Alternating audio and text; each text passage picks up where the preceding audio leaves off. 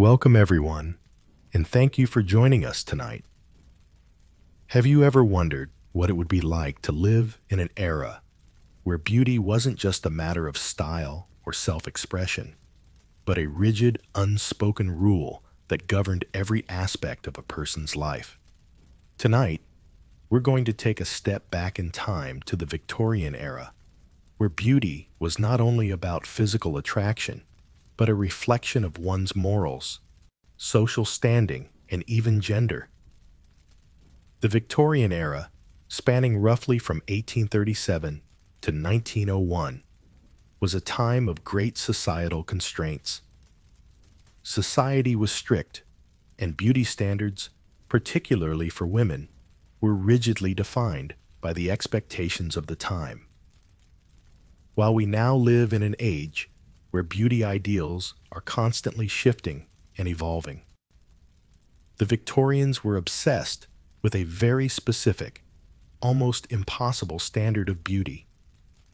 To fit these expectations was to be seen as moral worthy and socially acceptable, and those who didn't meet the ideal were often scrutinized, shamed, or left to struggle with the weight of societal judgment.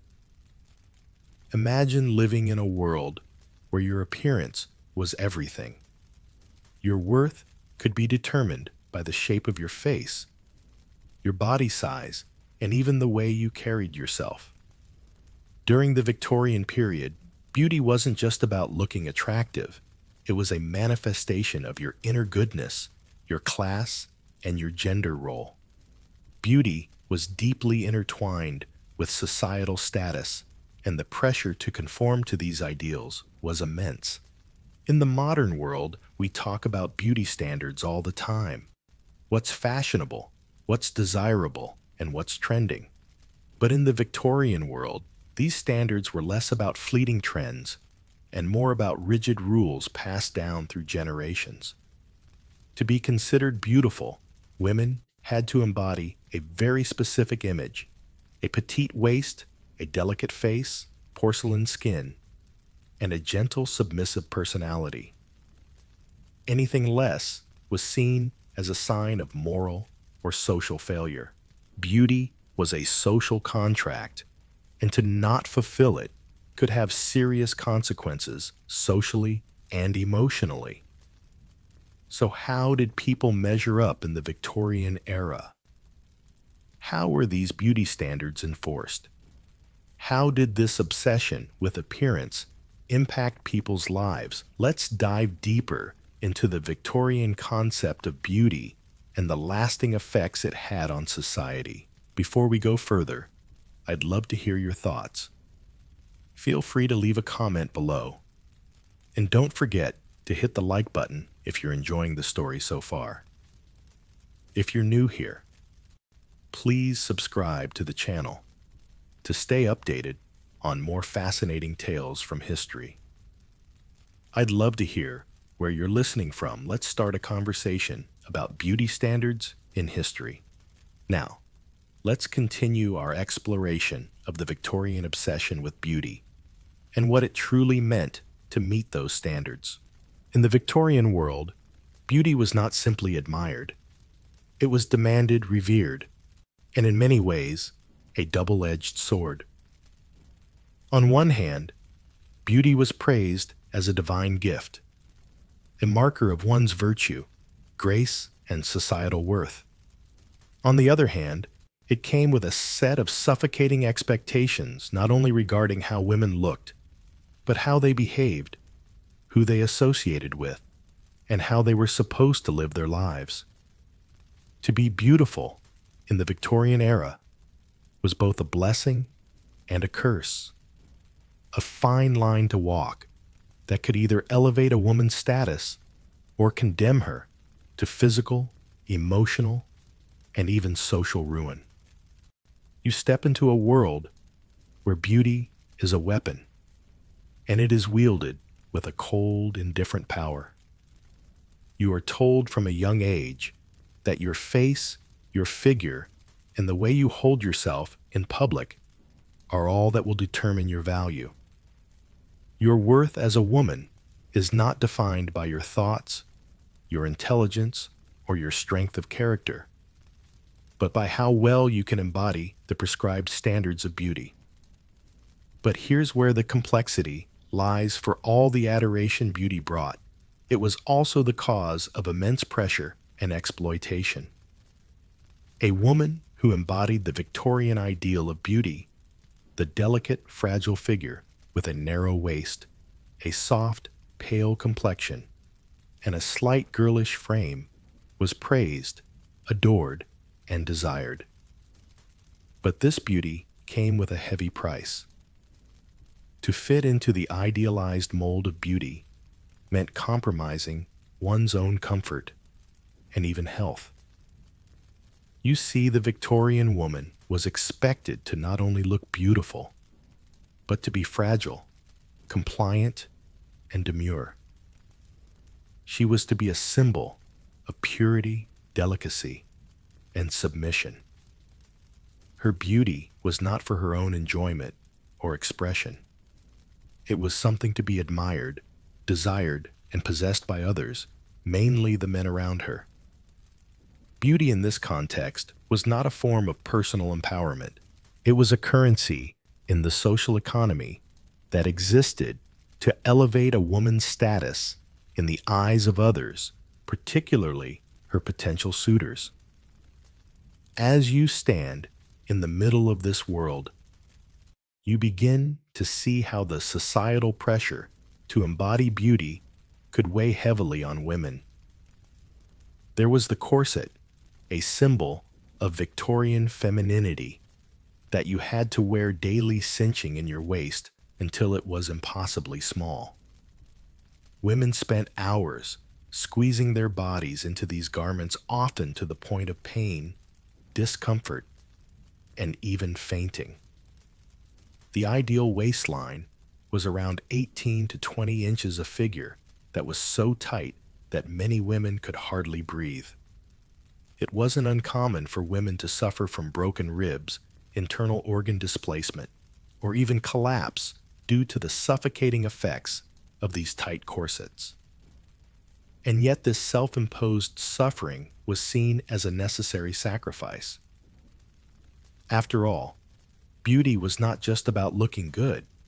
It was about maintaining an image of fragility and gentleness, characteristics that were deeply tied to femininity in the Victorian era. A woman was supposed to be delicate, soft, and always at the mercy of the male gaze. She was never meant to take up too much space, never meant to be too strong or too loud. Her beauty was something that existed to be consumed by others, and the more she adhered to these beauty standards, the more she could expect to be rewarded with attention, marriage proposals, and the security of a well-to-do life. But there was another layer to this picture, the contradiction of it all. For all the praise that beauty brought, it was simultaneously a source of danger and exploitation. While a beautiful woman might attract the admiration of a suitor, she was also likely to attract the attention of men who saw her as a commodity, someone to be possessed, controlled, or even discarded once her value had waned. In a time when women had limited rights and were often seen as property, a woman's beauty could be both her greatest asset and her greatest vulnerability. Imagine being a young woman just entering society and knowing that your worth depends entirely on your outward appearance. If you were fortunate enough to be born with the right features, fair skin, clear eyes, a soft, rounded face, you might find yourself constantly under the scrutiny of others, from the men who desired you to the women who envied or judged you. Beauty became both a gift and a trap, something that could open doors to wealth, marriage, and respect, but also something that could lock you away in a cage of expectations and limitations. And yet, despite all of this, women continued to endure. They lived through the pain of tight corsets, endured the oppressive beauty ideals, and embraced the role that society had laid out for them. They smiled sweetly through the discomfort, always hiding the toll it took on their bodies and minds. But the cost was clear. Many women became physically broken, emotionally exhausted, and socially isolated by the standards of beauty that governed their lives. As you reflect on this, you can feel the weight of the contradiction that defined Victorian beauty. It was a world where a woman's worth was based on her outward appearance, yet this beauty came at the expense of her physical and emotional well-being. A woman who was beautiful was not only admired, but was expected to be fragile and docile. The more she met society's demands, the more she suffered in silence. Beauty in the Victorian era was not freedom. It was confinement, a standard that required constant effort and personal sacrifice. Yet despite all the pain and restriction, women of that time showed an incredible resilience. They didn't have the freedom to choose how to look or live, yet they found ways to navigate these rigid expectations, often with grace and dignity. The tale of beauty in the Victorian era is one of contradiction. Beauty was both empowering and imprisoning, both a gift and a burden. It was praised and desired, yet it demanded sacrifices that most would never see. It was an ideal that shaped not only the lives of women, but also the very fabric of Victorian society. And in the quiet moments of reflection, as you listen to the faint echoes of these long past voices, you realize that the struggle for beauty in this time, though specific to a historical era, holds lessons that still resonate in the modern world. So, as we journey through this exploration of Victorian beauty, take a moment to think about what it means for beauty to be a standard in today's world. How far have we come, and how much do we still carry with us from the past? I'd love to hear your thoughts. Don't forget to like, share, comment, and subscribe for more deep dives into the fascinating history of human experience. In the heart of Victorian society, beauty was more than just skin deep. It was a currency, one that carried the weight of societal expectations, and for many women, defined their very existence. Imagine a world where your value as a person, your worth, was measured by the contours of your face, the shape of your figure, and the manner in which you presented yourself to the world. A world where beauty wasn't just a personal trait, but a commodity that could be bought, sold, and traded. And like any commodity, beauty was controlled by those who held power, men mostly, and used to dictate the boundaries of women's lives. Beauty was not just an aesthetic. It was a tool, a measure, and a manipulation. As you step into this world, you are thrust into the rigid, often cruel framework that determined the lives of women in Victorian England. The politics of beauty were intricate and unforgiving. A beautiful woman was not simply admired for her appearance. She was valued for her potential to elevate her family's status, to marry well, and to fulfill the role society expected her to. But beauty wasn't just a superficial trait in the Victorian era. It was intimately tied to a woman's class and gender. Women of higher classes were often elevated in social standing because of their beauty, while those of lower classes struggled to even be seen. You can feel the pressure building in this world. Beauty was a marker of class, a reflection of one's worth in society. If you were born into wealth and beauty, you had options. You could secure a marriage proposal from a wealthy suitor ensuring a life of luxury and privilege. The richer your family, the more freedom you had to uphold the standards of beauty, to enjoy the benefits of being admired, desired, and sought after. But if you were born into a poor family, your beauty was your most important asset, but it might not be enough. There were no guarantees in a world that placed so much value on outward appearances, where your beauty could easily slip away as you aged or as life's pressures took their toll. Women in this world were constantly reminded that their worth depended on their ability to embody the ideals of feminine beauty. They were expected to fit a mold of delicacy, softness, and fragility. Those who adhered to the prescribed notions of beauty were celebrated. But the moment a woman deviated from this standard, she risked becoming invisible. The expectation to be beautiful, however, was not just about looking good. It was about reflecting your social standing, your family's status, and above all, your ability to be controlled. You see, beauty had a dangerous political side. It was often used as a means of control by the men who held power over women's lives. Men, particularly those from the upper echelons of society, determined who was beautiful and who wasn't. They decided the types of beauty that were considered worthy of admiration. Men's desires shaped the way beauty was defined and perpetuated.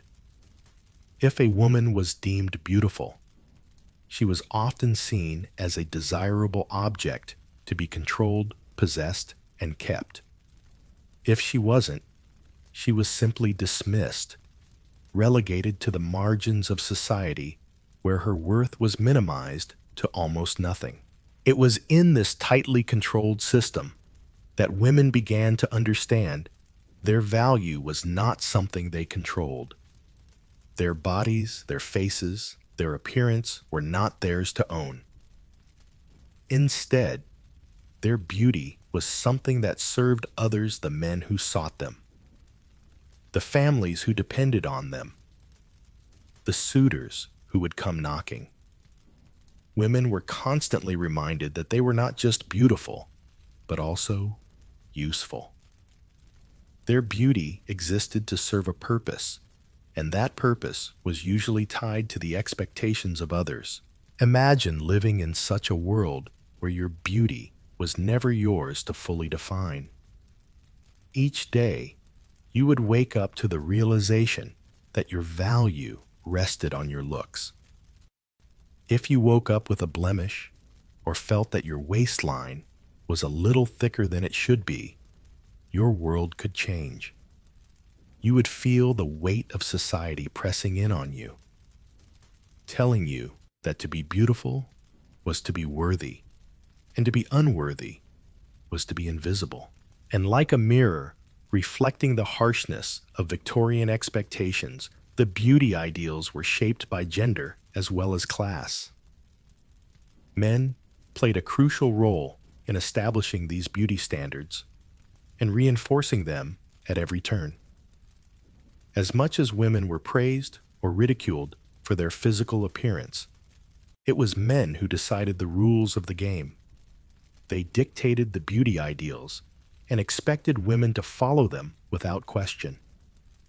The notion of a woman's beauty was entirely tied to her ability to please men, to meet their desires, and to serve their purposes. Men held the power, and women's beauty was merely a tool in their hands. It was not just about attraction, it was about control. Men were not just the ones who admired beautiful women. They were the ones who judged them. They judged women for how well they embodied the societal ideal. If a woman was seen as beautiful, it reflected well on her family, on her social standing, and on her future prospects. But if a woman failed to meet these standards, she faced a social downfall that could leave her ostracized or forgotten. In a world like this, The expectations on women were unbearable. They had to be beautiful, pure, delicate, and above all, controlled. They were told that beauty could give them power.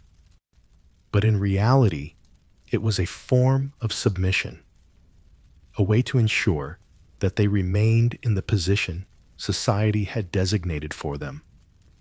Beautiful women could rise to the top of society, but their beauty was never their own. It was always a reflection of something else, status control and societal approval. Women like you would have been subjected to these expectations whether they liked it or not. Their bodies were not their own to shape or define. Instead, they were mirrors reflecting what society wanted, what men wanted, and what the world demanded. It was a world where beauty was praised, but also used to keep women in their place. Now, as you listen to this, think about how these ideals are still alive today, how beauty standards continue to shape and influence women in modern times. How much of what you see in magazines, on television, or on social media is still a reflection of those same pressures? Pressures that tell you that your worth is tied to your appearance and that your body is a commodity for others to consume and judge. In the end, the politics of beauty in the Victorian era were about more than just how women looked. They were about how society defined a woman's place in the world. Beauty, instead of being a personal trait, was a weapon, a tool of control, and a measure of worth that often came at the expense of a woman's freedom. And though the Victorian era has passed, its shadows still linger, influencing how women are seen and valued today. In the dim glow of a flickering candlelight, imagine the world around you, a world where beauty was not just an ideal, but a constant pursuit, woven deeply into the fabric of society. The pressures to conform to strict beauty standards were never more apparent than during the Victorian era, where the concept of beauty began to take on a new complex dimension. In this era, beauty was no longer simply a matter of personal style or charm. It became a subject of scientific scrutiny, cultural manipulation, and societal expectation. As you journey deeper into this world, you begin to notice something peculiar. Beauty is everywhere, but it is elusive, framed by a lens of societal pressure and reinforced by emerging technologies. In the 19th century, the arts and emerging media began to play a pivotal role in shaping and perpetuating beauty ideals. Painters, photographers, and medical professionals all came together to mold public perception. Society's obsession with beauty evolved, fueled by the growing presence of the media. But it wasn't all glamorous. It was fraught with expectations, manipulation, and harmful practices. It begins with art, a medium that has long captured the essence of human form and expression.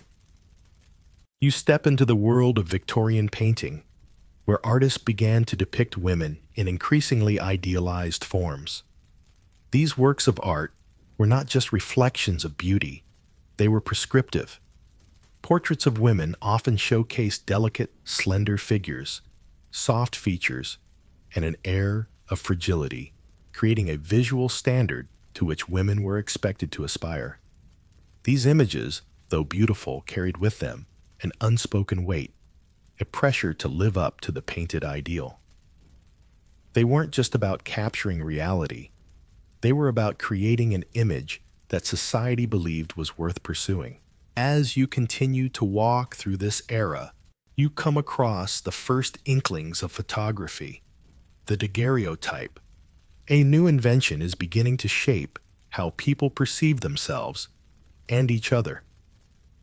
Unlike paintings, which could be idealized, photography had the ability to capture people as they truly were. But even in photography, the same ideals from paintings began to seep in.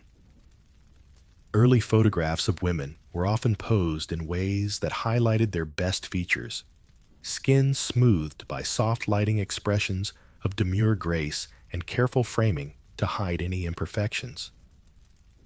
Even in these first moments of photography, the images were more than just portraits. They were carefully crafted representations of what beauty was supposed to look like. But art and photography were just the beginning. The most insidious force in the rise of beauty ideals during the Victorian era came from the medical community, who began to market beauty as a scientific pursuit.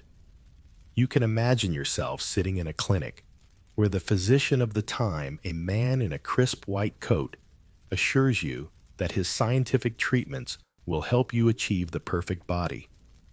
Beauty, my dear, is no longer a matter of fate. He might say, it is a matter of science. In a society obsessed with control and measurement, the notion that beauty could be scientifically achieved began to gain traction. Doctors and medical professionals began to promote the idea that a woman's beauty could be perfected through various treatments and procedures. One of the most infamous was the use of the corset. The corset, an item that had been worn for centuries, was suddenly reimagined as a tool for scientific beauty. Its purpose wasn't just to create the illusion of a small waist. It was advertised as a means of improving posture, health, and even internal organs, though none of these claims were grounded in any real scientific evidence. Women were told to embrace the restrictive corset because it would shape their bodies to meet society's demands without question. The tighter the corset, the more desirable you were. Yet you know all too well the physical toll it took. Women were physically contorting themselves into unnatural shapes, experiencing breathing difficulties, and even suffering from broken ribs, all in the name of beauty. But the promise of societal acceptance was so powerful that women continued to endure these painful practices. Soon, beauty products designed for women began to flood the market, promising to mold women into perfect forms. Beauty creams, lotions, and oils were marketed as the solution to a woman's outward imperfections. But these products often came with a hidden cost. Some of these treatments contained toxic ingredients, such as mercury and lead, that were later found to cause severe health issues, including skin discoloration and poisoning. Yet these products were still sold with the promise that they would help women achieve flawless beauty. The idea that beauty could be chemically enhanced was not just a luxury, it was becoming a necessity. Meanwhile, the medical community continued to gain influence over beauty ideals. Physicians began prescribing these dangerous beauty treatments, many of which were designed to make women appear paler, more delicate, and more refined. Women were encouraged to use these products in hopes of appearing more aristocratic, associating beauty with a certain type of class and race. The use of these treatments also reinforced the societal notion that beauty was not something inherent, but something that had to be earned, bought, and maintained at great personal cost. This concept not only heightened the pressure on women to conform to narrow beauty standards, but also elevated the idea that one's worth was intrinsically tied to their appearance. It was a cruel, never-ending cycle that women were expected to navigate. Now picture yourself standing in the midst of it all, looking at the women who, despite the pain and sacrifice, felt compelled to pursue the ideals laid out before them. Some might have chosen to accept the constraints, while others might have quietly resisted, seeking solace in private moments where they could take off their corsets and breathe. But for most, there was no real escape. Beauty had become an all-encompassing force, dictating not just their appearance, but their worth in society. And yet, despite the manipulation of beauty, the dangers of medical treatments, and the constant pursuit of perfection, the ideals of beauty still shape our world today. The legacy of this medicalization of beauty, combined with the influence of art and media, continues to affect how we view ourselves and others. While modern medicine and science have made strides in improving health, the pursuit of beauty remains tied to external ideals that continue to dictate what is considered acceptable. Just as Victorian women suffered under the weight of societal expectations, many women today find themselves still trapped in a system where beauty is seen as a currency, one that often has harmful consequences. As you sit with this reflection, think about how far we've come, and yet how much has stayed the same. The pressures of beauty are still ever present, whether through the photoshopped images in magazines or the endless marketing of beauty products. Beauty still holds power, but now it is up to us to decide how much we are willing to let it shape our lives. The cycle may have evolved, but the underlying forces that dictate beauty remain remarkably unchanged. It's a reminder of how history shapes the present and how the pursuit of beauty can still be a double-edged sword. The myth of beauty, whether in the Victorian era or today, continues to influence how we see ourselves and others. And perhaps it is time to rethink what beauty truly means. Imagine, if you will, waking up in a room lit only by the soft, flickering glow of candlelight. The air is thick with the smell of incense and the faint scent of roses-scented oils, often used to mask the scent of sweat and dust in the stuffy, narrow rooms of a Victorian home. Your room is dim and cool, a stark contrast to the warmth of the day ahead. As the sun begins to rise, the first rays filtering through the cracks in the wooden shutters, the day begins, not with the warmth of the sun, but with the ritualistic start of a new morning. You are a woman of the Victorian age, bound by expectations and standards that govern every aspect of your life. The weight of society's gaze upon you is constant. Your appearance, your grace, your very essence is defined by the ritual of beauty that has been ingrained in you from a young age. You know that your worth in society depends not just on your intellect or your kindness, but on the meticulous attention you give to how you present yourself. And so, like all women of your time, you begin your day with the rituals of beauty that will shape your identity. As you rise from your modest bed, the first thing you do is reach for the porcelain basin beside you. A silver-framed mirror is mounted nearby, reflecting the early light that pours into the room. Before even the thought of breakfast or a warm drink, your first priority is your appearance. You take a washcloth and dip it into the water, carefully wiping your face. But this simple act is just the beginning. For you, beauty is not something that comes naturally.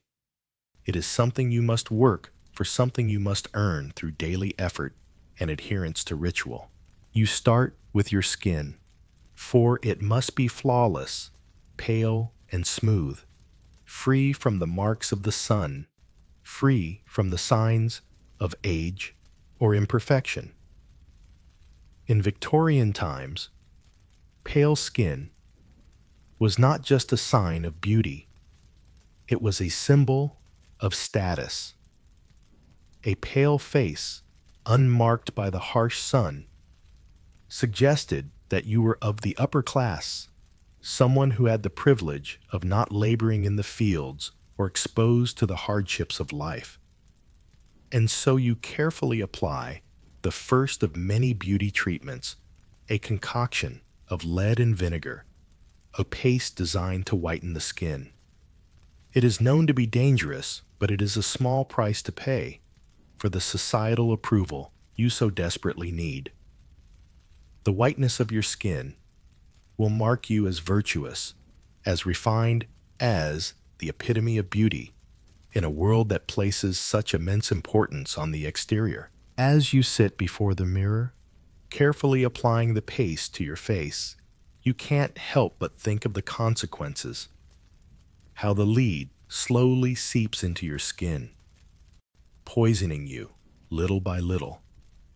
It is a known fact that lead is toxic, but beauty, it seems, demands sacrifice. This is just one of many beauty treatments, all of which carry their own set of risks and dangers, but they are necessary, aren't they? After all, what is your worth in society if you cannot conform to these expectations? What would you be without the beauty that defines you? You apply the paste with delicate fingers, ensuring that every inch of your face is covered, and then wait. The feeling is uncomfortable cold and tight against your skin. As you sit, waiting for it to dry, you reflect on the immense pressure placed on your shoulders. To be beautiful is to be pure. To be pure is to be desired. And to be desired is to hold value in a world that measures worth by appearance. You sigh softly, knowing this cycle all too well. The ritual does not end with just the skin. There are your eyes, of course, and your lips. These too must be perfect. A dash of rouge made from crushed rose petals, a few more applications of powders and potions to darken the eyes and emphasize the features that society has deemed worthy. Each step of the process is calculated, each movement done with precision. There is no room for imperfection. The slight smudge of rouge on your chin, the stray hair out of place, it would be noticed. The societal gaze is unforgiving, always watching, always judging. As you finish applying the final touches to your face, you look at yourself in the mirror, inspecting your work. The image staring back at you is one of delicate beauty, yet there is something unsettling about the face that gazes back. Beneath the layers of white powder and rouge, you wonder what lies hidden. How many layers of chemicals, toxins, and unnatural substances have been applied to mold you into the woman who can be accepted by society? This was the reality for countless Victorian women. They were caught in a web of beauty rituals that were as dangerous as they were necessary. Once the whitening paste has dried, you rinse it off carefully with a soft cloth. Your face feels raw, but you know that the results will be worth it. For a moment, you consider the dangers of these rituals, but the thought is fleeting. The pale skin that you have so carefully cultivated is now ready to be admired, ready to be part of the world you live in. The world where women are not just judged for their deeds, but for their skin, their eyes, their hair, their lips, every inch of their physical appearance. You move on to the next part of your daily routine, brushing your hair. The hairbrush you use is made of ivory. Its bristles smooth and gentle, but you know the real purpose is not to nourish your hair. It is to shape it, to create the perfect look that aligns with the fashion of the time. Your hair must be long flowing and meticulously styled.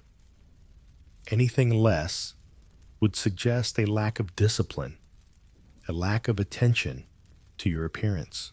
As the brush glides through your hair, You feel a sense of pride. Your hair is thick and glossy, exactly as it should be.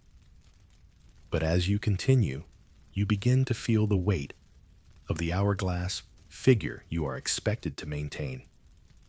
A corset lies waiting for you. The corset, that unforgiving device that will pull your waist into shape, allowing no room for comfort or breath. The corset is a part of your identity.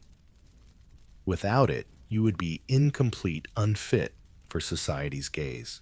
The pain from the corset will be unbearable at times, but it is a necessary pain. The tighter the corset, the more beautiful you will appear. It is a silent language that speaks volumes about your place in society. You endure the discomfort because without it, you are nothing.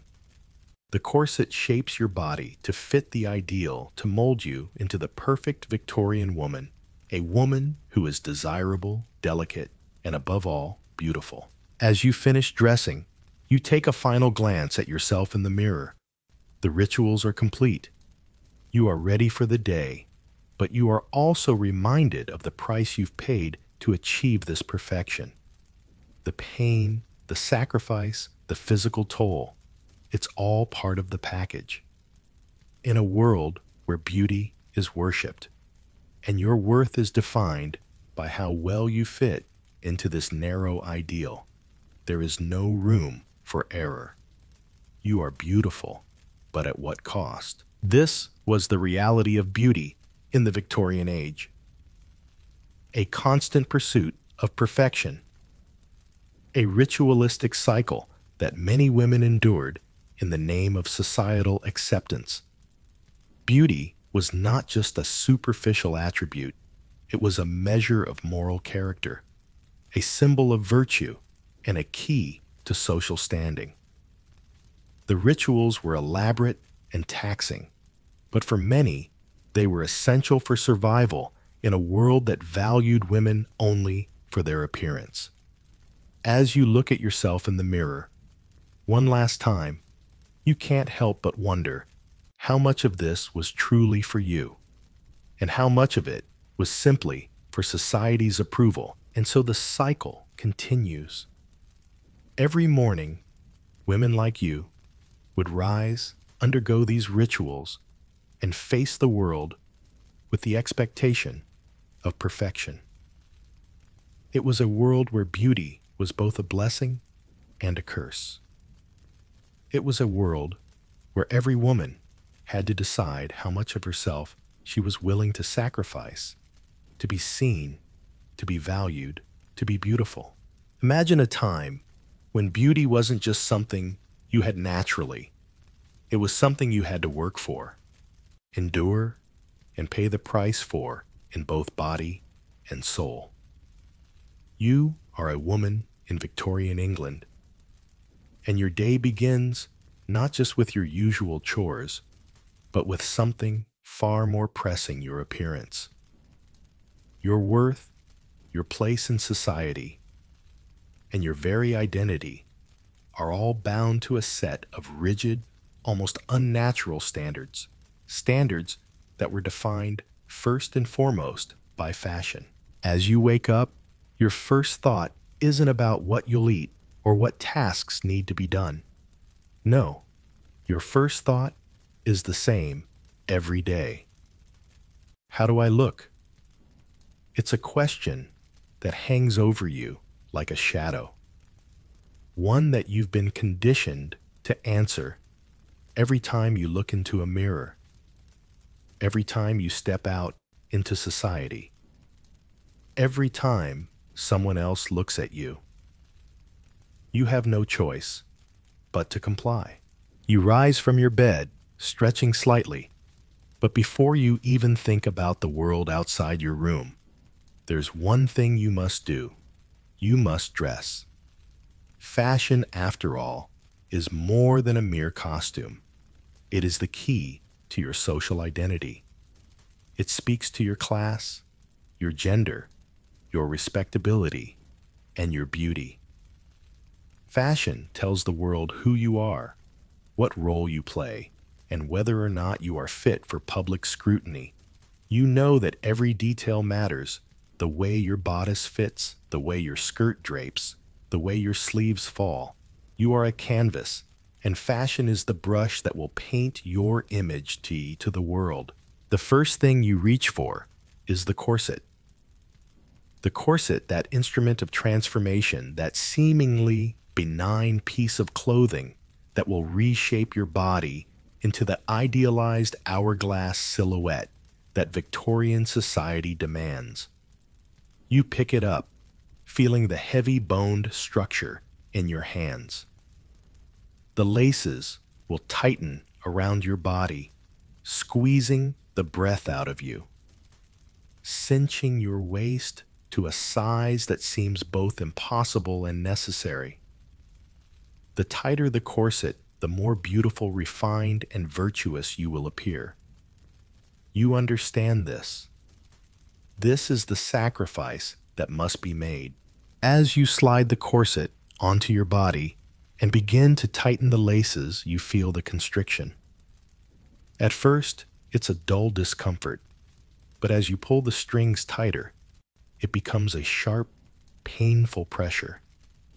But you don't stop. You can't.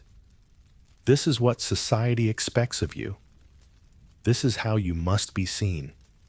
The smaller your waist, the more perfect your figure. The corset gives you the shape that is in demand, the one that reflects the image of beauty so prized in the Victorian era: a tiny waist-full hips and a large, wide bust. You're not just reshaping your body, though you're shaping your life. Once the corset is tightly laced, you can feel your chest constricted, your lungs pressing against the tight fabric. Breathing becomes a laborious task, but you know it's temporary. You know that once you're fully dressed, once you've put on your gown, everything will fall into place. For now, you take the discomfort as a necessary evil. It is the price you must pay. After adjusting the corset, you move on to the gown.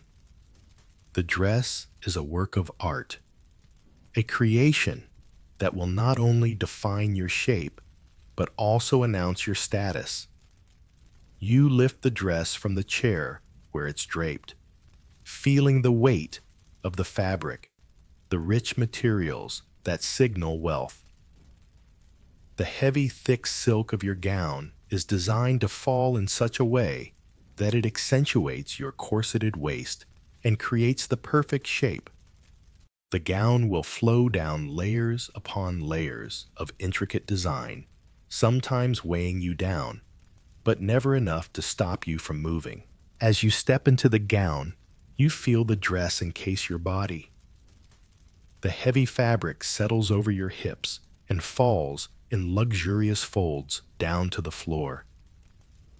You glance at yourself in the mirror, and you see what you've become: a woman sculpted by societal expectations.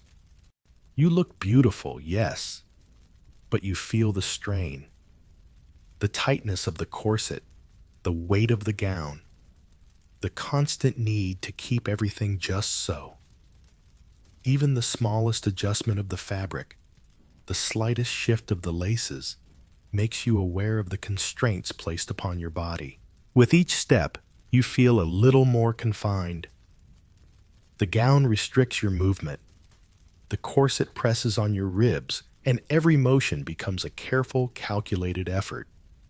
Walking becomes an art of its own, one that requires you to move slowly, gracefully, carefully. Each step is a reminder of the price of beauty.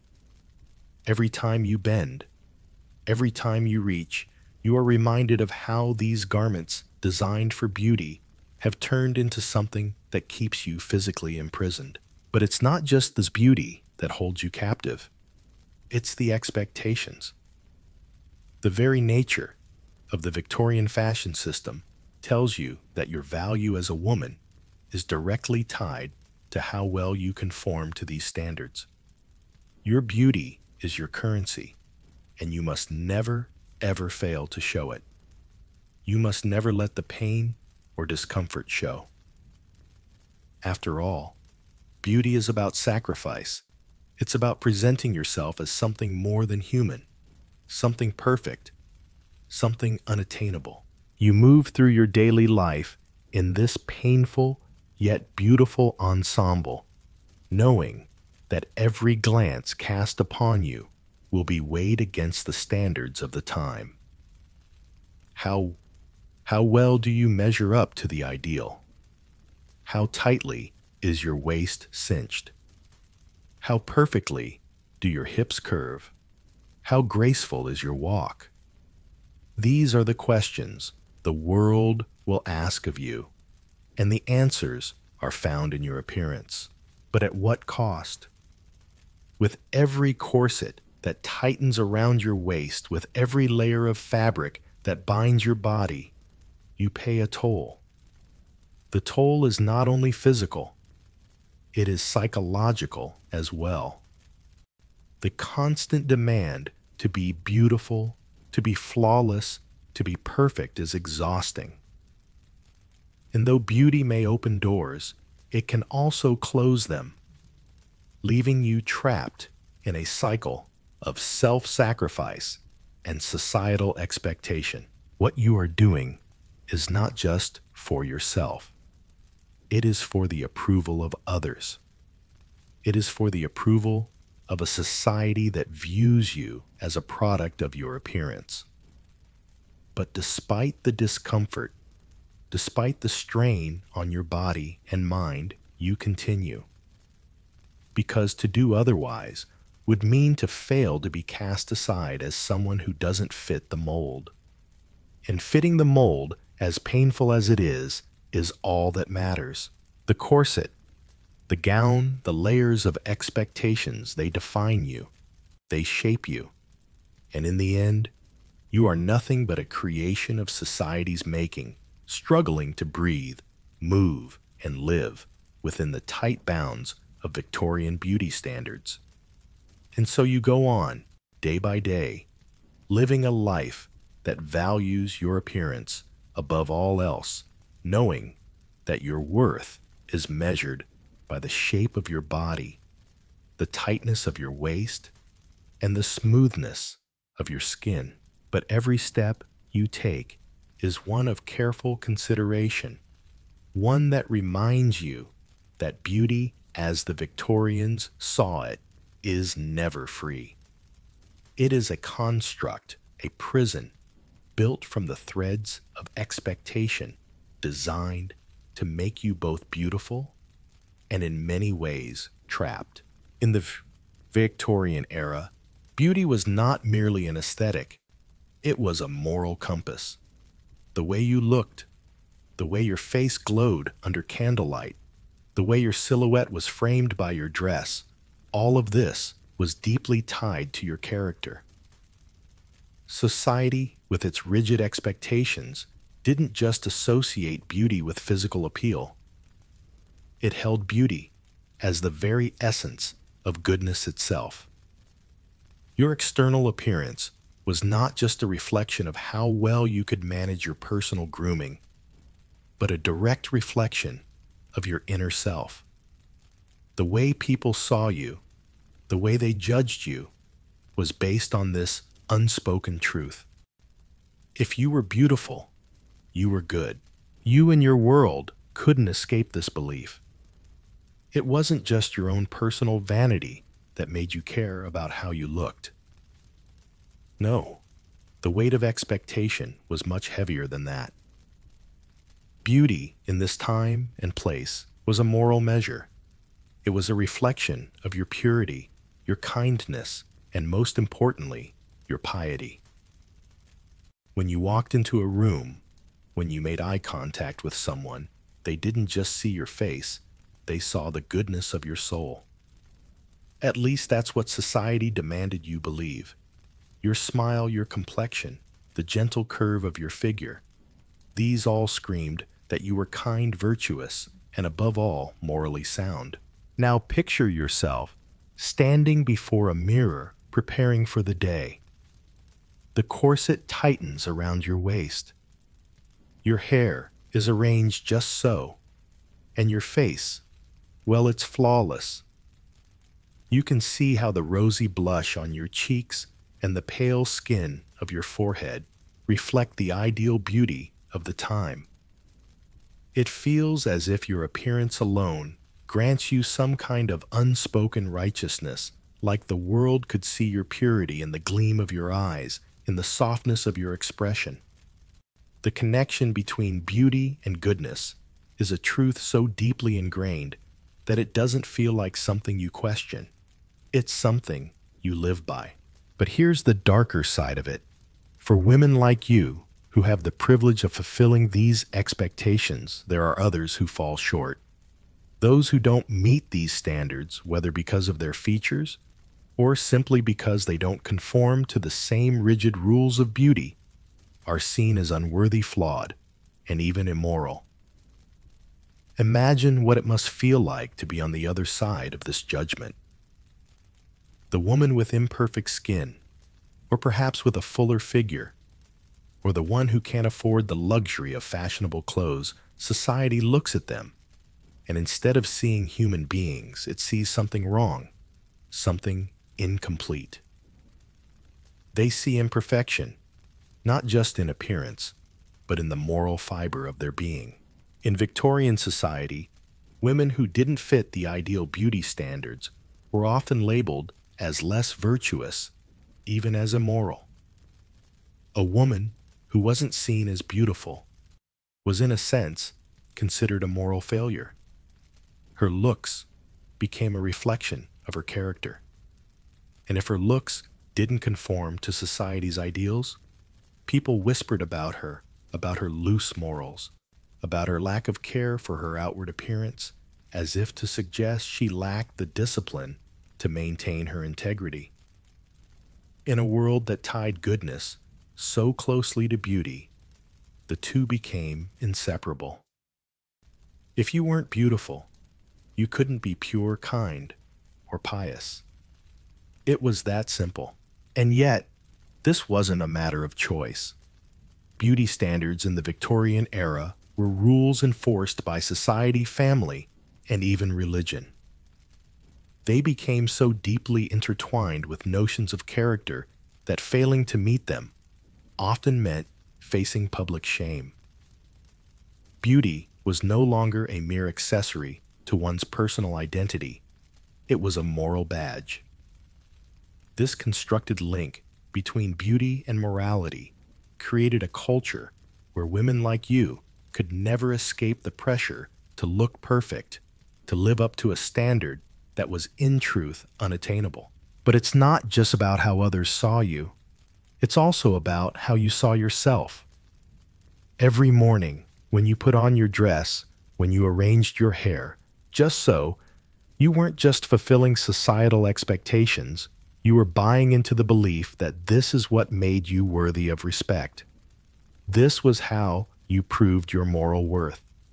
You lived in a society where your appearance determined your value, and so beauty became a way of proving your inner goodness.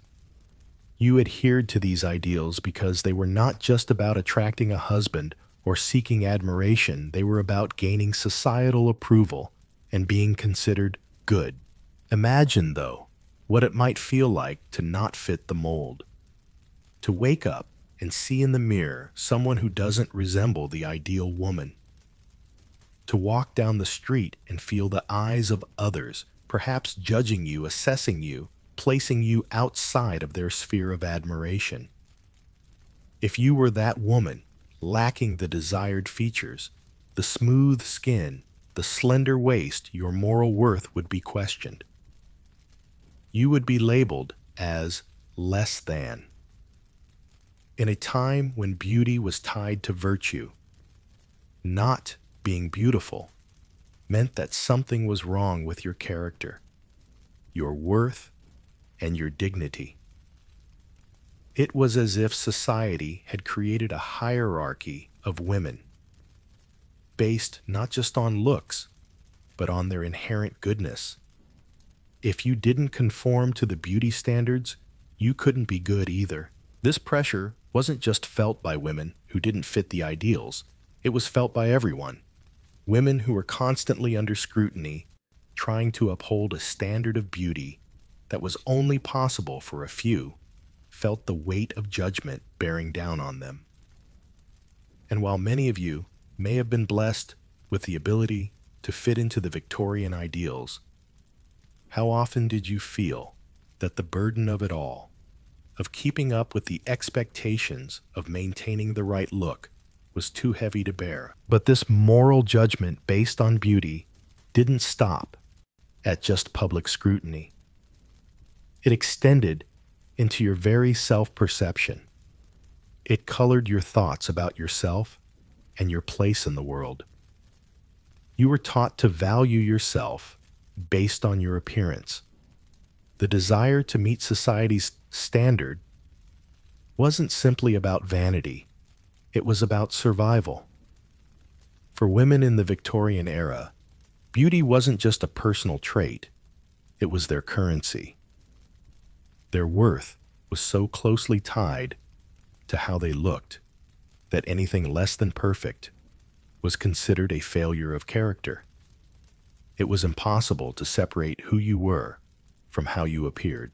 And as you live through this pressure every single day, you can't help but wonder, what if the world didn't place such an emphasis on beauty? What if a woman's value was determined not by the smoothness of her skin, but by the strength of her character, the kindness in her heart, or the quality of her work? What if your worth wasn't measured by how closely you adhered to an ideal? Would the world be a better place? But these questions don't seem to matter much in a world where beauty is the measuring stick of morality. And so you continue maintaining the ideal, conforming to the standards of beauty, because in doing so, you are conforming to the standards of goodness. And society looks at you, and for a moment, they admire you, not just for your face, but for what it represents. You are good. You are worthy. You are beautiful. But deep down, you wonder, how much of this is real, and how much of it is just a myth? The weight of beauty in the Victorian era was more than just a matter of style or preference. It was a physical burden. Every morning, you would rise from your thin, unyielding mattress, preparing to face a day dictated by the ideals of beauty that had been pressed into your soul as much as they were into your corset. Your reflection in the mirror wasn't just an image. It was a constant reminder that you were expected to conform to a standard that came with a heavy price. You began your morning ritual the same way every woman in Victorian society did. The first thing you reached for was the corset. Its structure, made from steel and whalebone, wasn't designed for comfort. It was designed to reshape you. With trembling hands, you tightened it around your waist. Every pull of the laces made your ribs feel like they were being crushed, your lungs begging for relief. But there was no mercy. The waist was to be slimmed, the posture to be perfect, and no matter the discomfort, you tightened it further, pushing yourself into the ideal shape. A faint dizziness would sweep over you as you cinched it tighter, but you didn't stop. This was beauty. This was perfection. This was what was expected. The tight corset left you gasping for air, but you continued feeling the constriction of your own body. The corset wasn't just a garment. It was a symbol. It was the emblem of your place in society, and to not wear it properly was to fail. It wasn't just about looking beautiful. It was about presenting yourself as fragile, delicate, and above all, obedient to the rules of a world that demanded so much of you.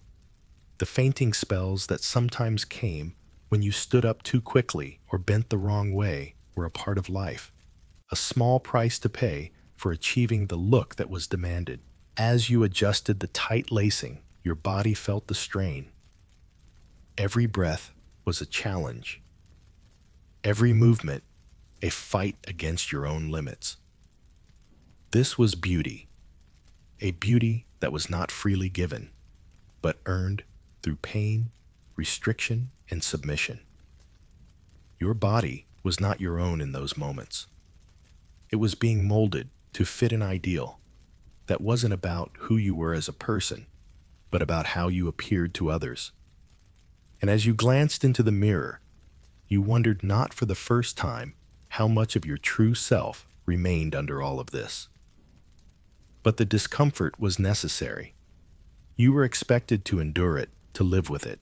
Next came the makeup, another ritual that required dedication and precision. You dipped your fingers into pots of powder rouge and thick layers of foundation. Your skin, already delicate from the tightness of the corset, would soon be coated with a layer of heavy paint. You painted over your natural features, transforming yourself into something more acceptable, something more flawless. The powders, often containing lead, were toxic, but this was the price of beauty. A pale complexion was desirable, and if it meant poisoning yourself a little each day, so be it. A perfect smooth face was worth any price. The makeup wasn't just a mask, it was another way of presenting yourself. The colors you chose, the amount you used, all had to be just right. A hint of blush here, a delicate touch of white powder there. Every movement was scrutinized by society, and you could never afford to make a mistake. A small smudge of rouge could be the difference between appearing elegant or sloppy. Your face became a canvas, a work of art, shaped by the rules of an unforgiving world. And then the hair. Victorian hairstyles were nothing short of elaborate, designed to emphasize femininity and frailty. You would spend hours curling, pinning, and styling your hair to perfection. The tight curls, the heavy buns, the ornamental accessories, they all worked in unison to present you as delicate, as fragile, as something that could be admired from afar, but never touched. Each twist and turn of the comb in your hair sent a jolt of pain through your scalp. You couldn't afford to let it show, though. Beauty came with its own costs, and enduring the discomfort of having your hair pulled into intricate patterns was just one more price to pay. The process of styling your hair wasn't a quick affair. It was an all-consuming ritual that had to be repeated every day, sometimes twice a day. The hours spent creating the perfect look were a necessary sacrifice for anyone who wished to be seen as truly beautiful. But this beauty wasn't easy to maintain. The strain it put on your body, especially your hair, which was constantly being tugged and twisted into submission, was immense. Your neck ached, your scalp throbbed, but it was all worth it in the end. You knew that this was how beauty worked in Victorian society, and you had to be willing to suffer if you wanted to be seen. The final step of your daily ritual involved the shoes. You slipped your feet into tight, delicate footwear that hurt from the moment you put them on. They weren't designed for comfort or walking. They were designed for appearance. The narrow, high-heeled shoes were meant to make your feet appear dainty, to give you a fragile feminine posture. With each step, your feet protested. But the pain was just another part of the daily routine. These shoes weren't just a choice.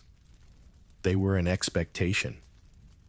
They didn't accommodate the natural shape of your feet. They molded them to an ideal that placed beauty above all else. By the time you were fully dressed and standing before the mirror, you had endured hours of discomfort, pain, and physical strain. You had molded your body into something it wasn't naturally meant to be. The corset constricted your ribs, the makeup weighed on your skin, the shoes pinched your toes, and your hair felt as though it could tear at any moment. Yet you stood there smiling at your reflection, knowing that you had achieved what was expected of you. But at what cost? You knew deep down that you had sacrificed more than just your time. You had sacrificed your comfort, your health, and your freedom.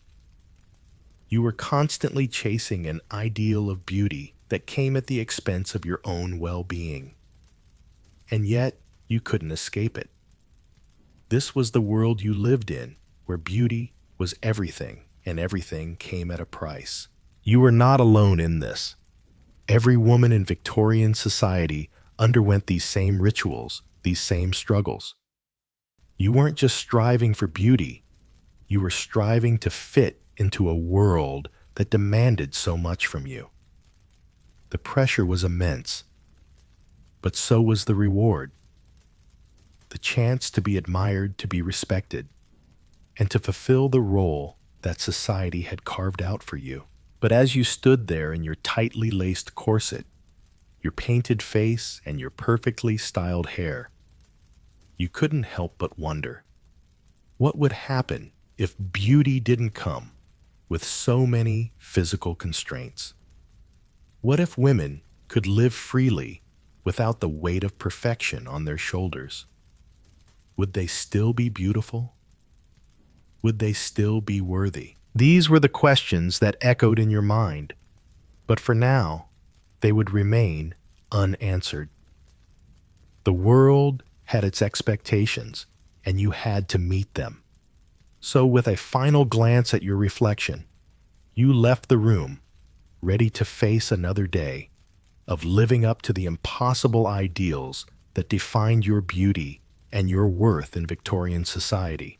As you step into the drawing room, the flickering glow of candlelight bathes the room in a soft, ethereal glow.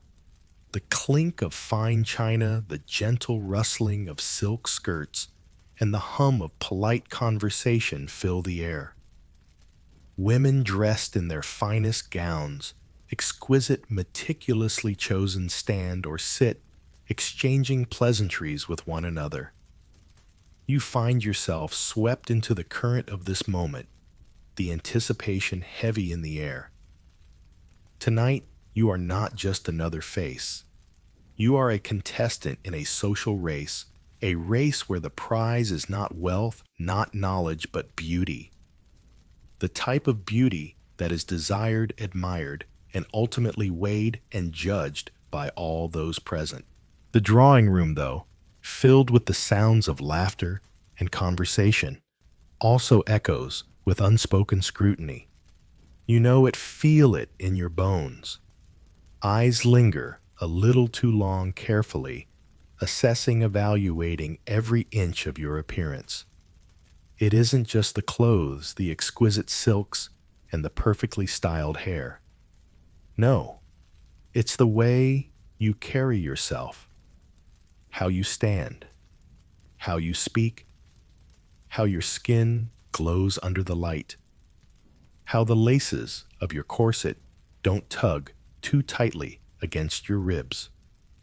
Every detail is noticed, every moment of hesitation scrutinized. You know deep down that it's not just about you. The entire social scene, the entire world of the Victorian upper class is about measuring and comparing. Beauty isn't simply a personal trait. It's a reflection of your family's status, your upbringing, and most critically, your place in society. The pressure to conform to these ideals isn't just something you face alone. It's something your family imposes upon you. There is no room for error, no space for imperfection.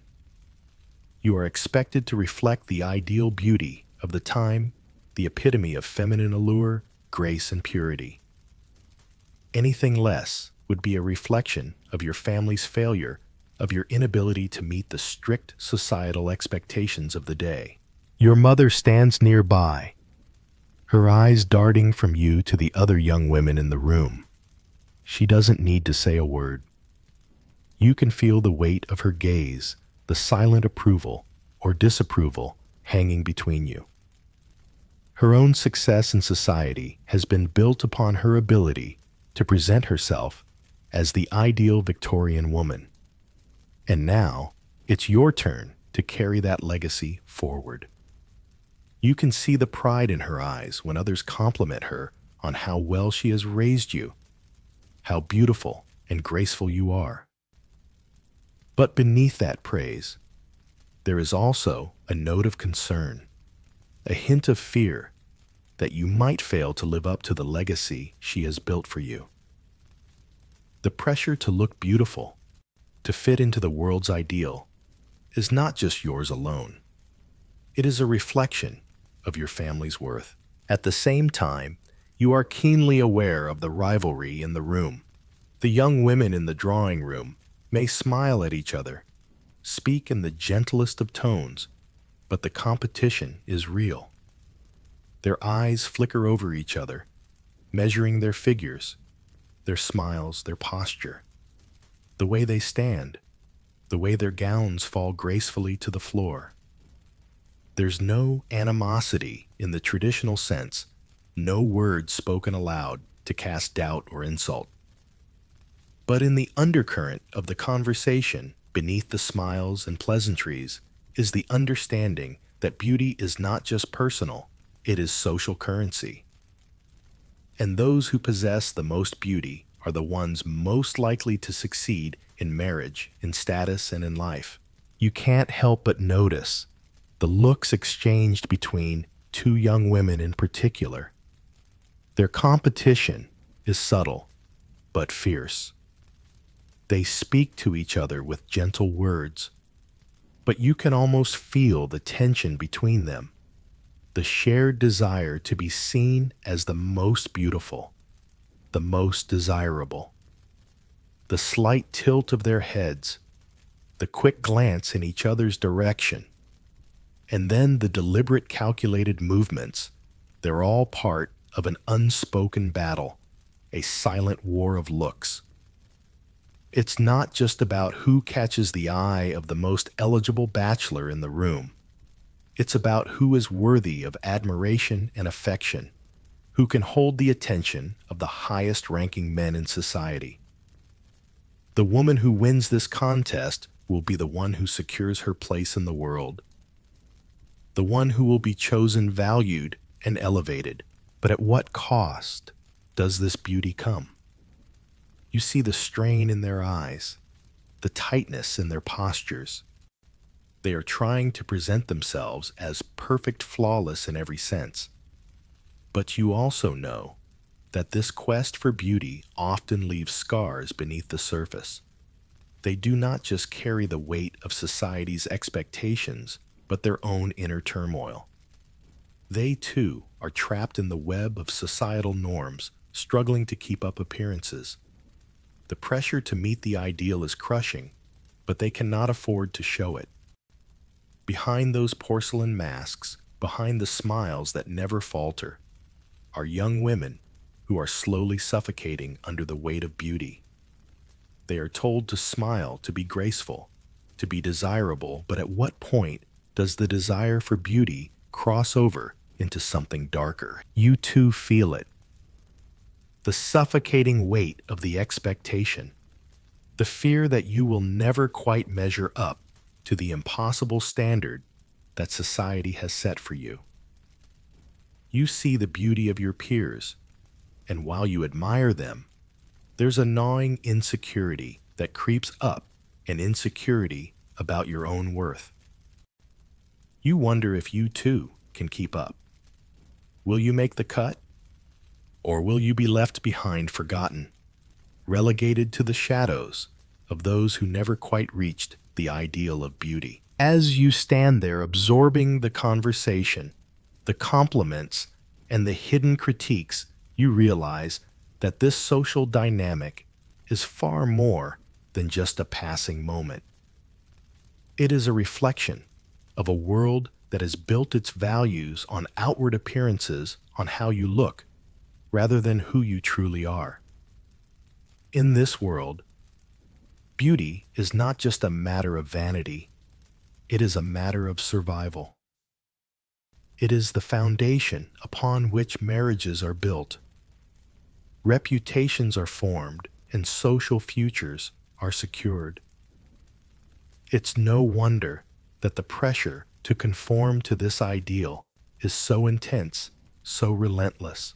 At the same time, you can't help but notice the moments of kindness and connection that flicker through the room.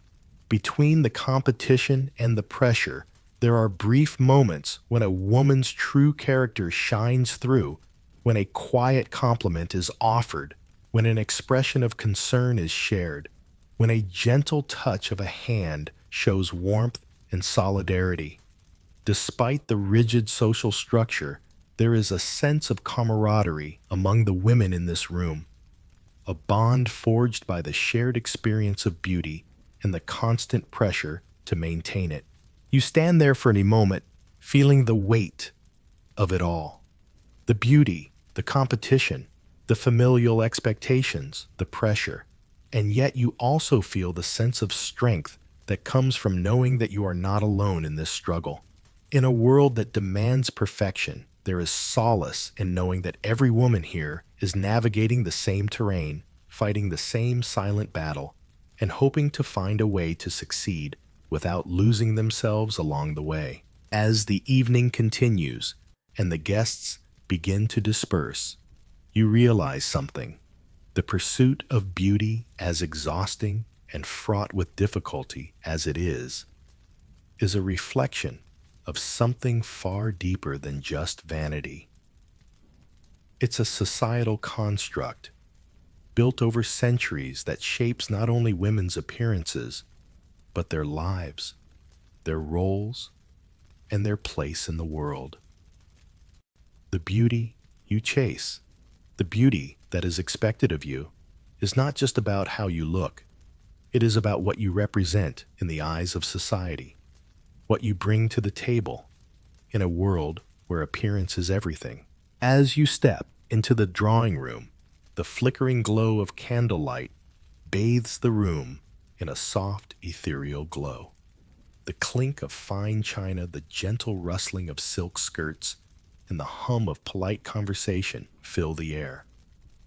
Women dressed in their finest gowns, exquisite, meticulously chosen stand or sit, exchanging pleasantries with one another. You find yourself swept into the current of this moment, the anticipation heavy in the air. Tonight, you are not just another face. You are a contestant in a social race, a race where the prize is not wealth, not knowledge, but beauty. The type of beauty that is desired, admired, and ultimately weighed and judged by all those present. The drawing room, though filled with the sounds of laughter and conversation, also echoes with unspoken scrutiny. You know it, feel it in your bones. Eyes linger a little too long, carefully assessing, evaluating every inch of your appearance. It isn't just the clothes, the exquisite silks, and the perfectly styled hair. No, it's the way you carry yourself, how you stand, how you speak, how your skin glows under the light, how the laces of your corset don't tug too tightly against your ribs. Every detail is noticed, every moment of hesitation scrutinized. You know deep down that it's not just about you. The entire social scene, the entire world of the Victorian upper class is about measuring and comparing. Beauty isn't simply a personal trait. It's a reflection of your family's status, your upbringing, and most critically, your place in society. The pressure to conform to these ideals isn't just something you face alone. It's something your family imposes upon you.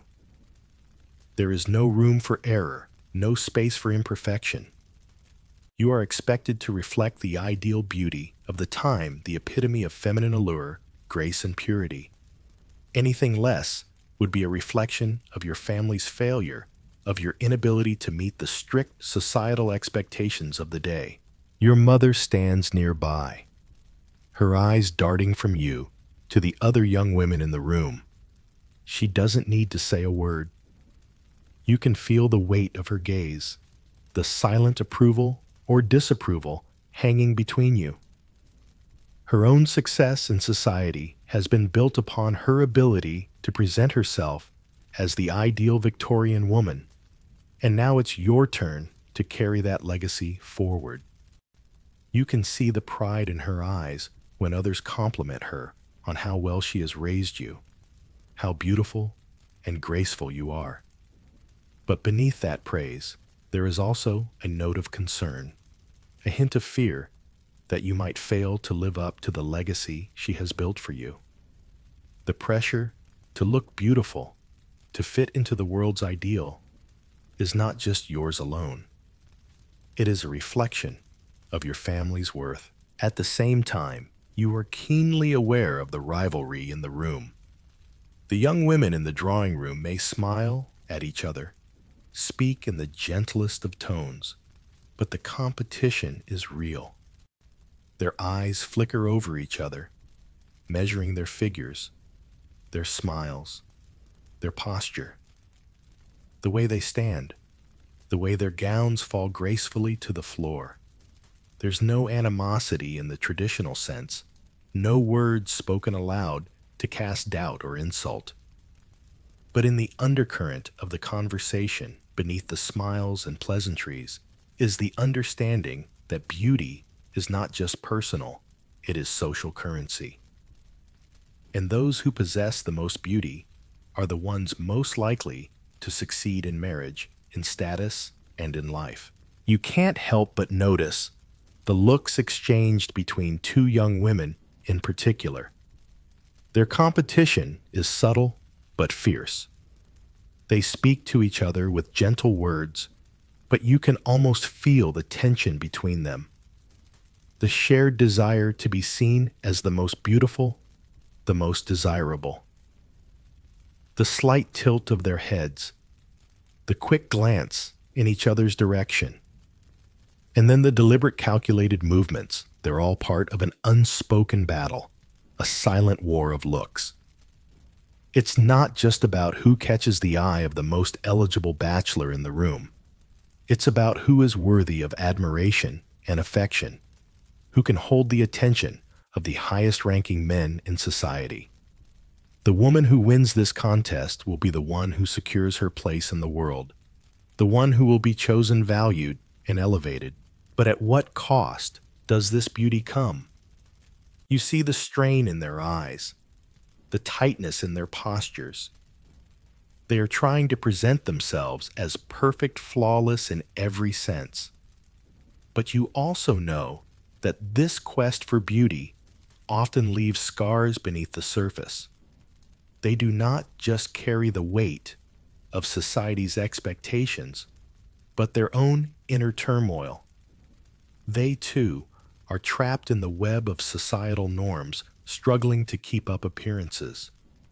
The pressure to meet the ideal is crushing, but they cannot afford to show it. Behind those porcelain masks, behind the smiles that never falter, are young women who are slowly suffocating under the weight of beauty. They are told to smile, to be graceful, to be desirable. But at what point does the desire for beauty cross over into something darker? You too feel it. The suffocating weight of the expectation, the fear that you will never quite measure up to the impossible standard that society has set for you. You see the beauty of your peers, and while you admire them, there's a gnawing insecurity that creeps up, an insecurity about your own worth. You wonder if you too can keep up. Will you make the cut, or will you be left behind, forgotten, relegated to the shadows of those who never quite reach the ideal of beauty? As you stand there absorbing the conversation, the compliments, and the hidden critiques, you realize that this social dynamic is far more than just a passing moment. It is a reflection of a world that has built its values on outward appearances, on how you look, rather than who you truly are. In this world, beauty is not just a matter of vanity, it is a matter of survival. It is the foundation upon which marriages are built, reputations are formed, and social futures are secured. It's no wonder that the pressure to conform to this ideal is so intense, so relentless. At the same time, you can't help but notice the moments of kindness and connection that flicker through the room. Between the competition and the pressure, there are brief moments when a woman's true character shines through, when a quiet compliment is offered, when an expression of concern is shared, when a gentle touch of a hand shows warmth and solidarity. Despite the rigid social structure, there is a sense of camaraderie among the women in this room, a bond forged by the shared experience of beauty and the constant pressure to maintain it. You stand there for a moment, feeling the weight of it all, the beauty, the competition, the familial expectations, the pressure. And yet you also feel the sense of strength that comes from knowing that you are not alone in this struggle. In a world that demands perfection, there is solace in knowing that every woman here is navigating the same terrain, fighting the same silent battle, and hoping to find a way to succeed without losing themselves along the way. As the evening continues and the guests begin to disperse, you realize something. The pursuit of beauty, as exhausting and fraught with difficulty as it is a reflection of something far deeper than just vanity. It's a societal construct built over centuries that shapes not only women's appearances, but their lives, their roles, and their place in the world. The beauty you chase, the beauty that is expected of you, is not just about how you look. It is about what you represent in the eyes of society, what you bring to the table in a world where appearance is everything. The weight of beauty in Victorian times was an invisible burden pressing down on women in a way that permeated their every waking hour. For women, beauty wasn't merely a desirable trait, it was a requirement. It was an expectation, not just for personal fulfillment, but for social survival. To be seen as beautiful meant you were worthy, you were valuable. You had a place in society. But for those who didn't measure up, or for those who began to lose their beauty, as the years passed, the consequences were devastating. The pressure to maintain an ideal appearance had deep and lasting effects on the mental and emotional well-being of many women. And in a world where appearances were paramount, mental health often came second. You, in the midst of this world, would have understood the weight of this expectation. As a woman growing older in Victorian society, the reality of aging was something that terrified you. Each new line on your face was seen not just as a sign of time past, but as a mark of failure, a sign that you were no longer of value. As a young woman, you may have marveled at the delicate curves of your body, the soft, youthful glow of your skin, and the charm that emanated from your every gesture. But as time moved on, there was a quiet, creeping fear that grew stronger in your chest with each passing year. Would you still be beautiful? Would you still be valued? In Victorian society, youth was cherished above all else. The idea of aging, of losing the features that once made you desirable was enough to send a chill down your spine. Women, as they grew older, were faced with the painful reality that they would likely be cast aside. Men's society's arbiters of beauty didn't have the same pressures. They could grow older, wear the marks of time with dignity, and still be regarded with respect and admiration. But for women, the equation was simple: beauty equaled worth. And when beauty faded, so did your place in society. The mental toll was immense. The daily rituals of maintaining your appearance, the constant worry about your looks, took their toll not only on your body, but on your mind. You might have found yourself constantly looking in mirrors, inspecting every detail, worrying about how others might perceive you. A small pimple or blemish could send you into a spiral of anxiety. The idea that you were no longer the image of perfection filled you with dread. What did that mean for your future? What did it mean for your family? Would your value diminish simply because the world had decided that you were no longer beautiful? Perhaps you remember the quiet sadness that would settle over you in the privacy of your own space. It was the kind of sadness that wasn't acknowledged by others, but which lived quietly within you. The world around you demanded perfection, but it gave nothing in return. No one spoke of the toll it took to be beautiful. No one mentioned how exhausting it was to wear the right clothes, to perfect your hairstyle, to smile just the right way at the right moments. Everyone saw the beauty, but no one saw the sacrifice.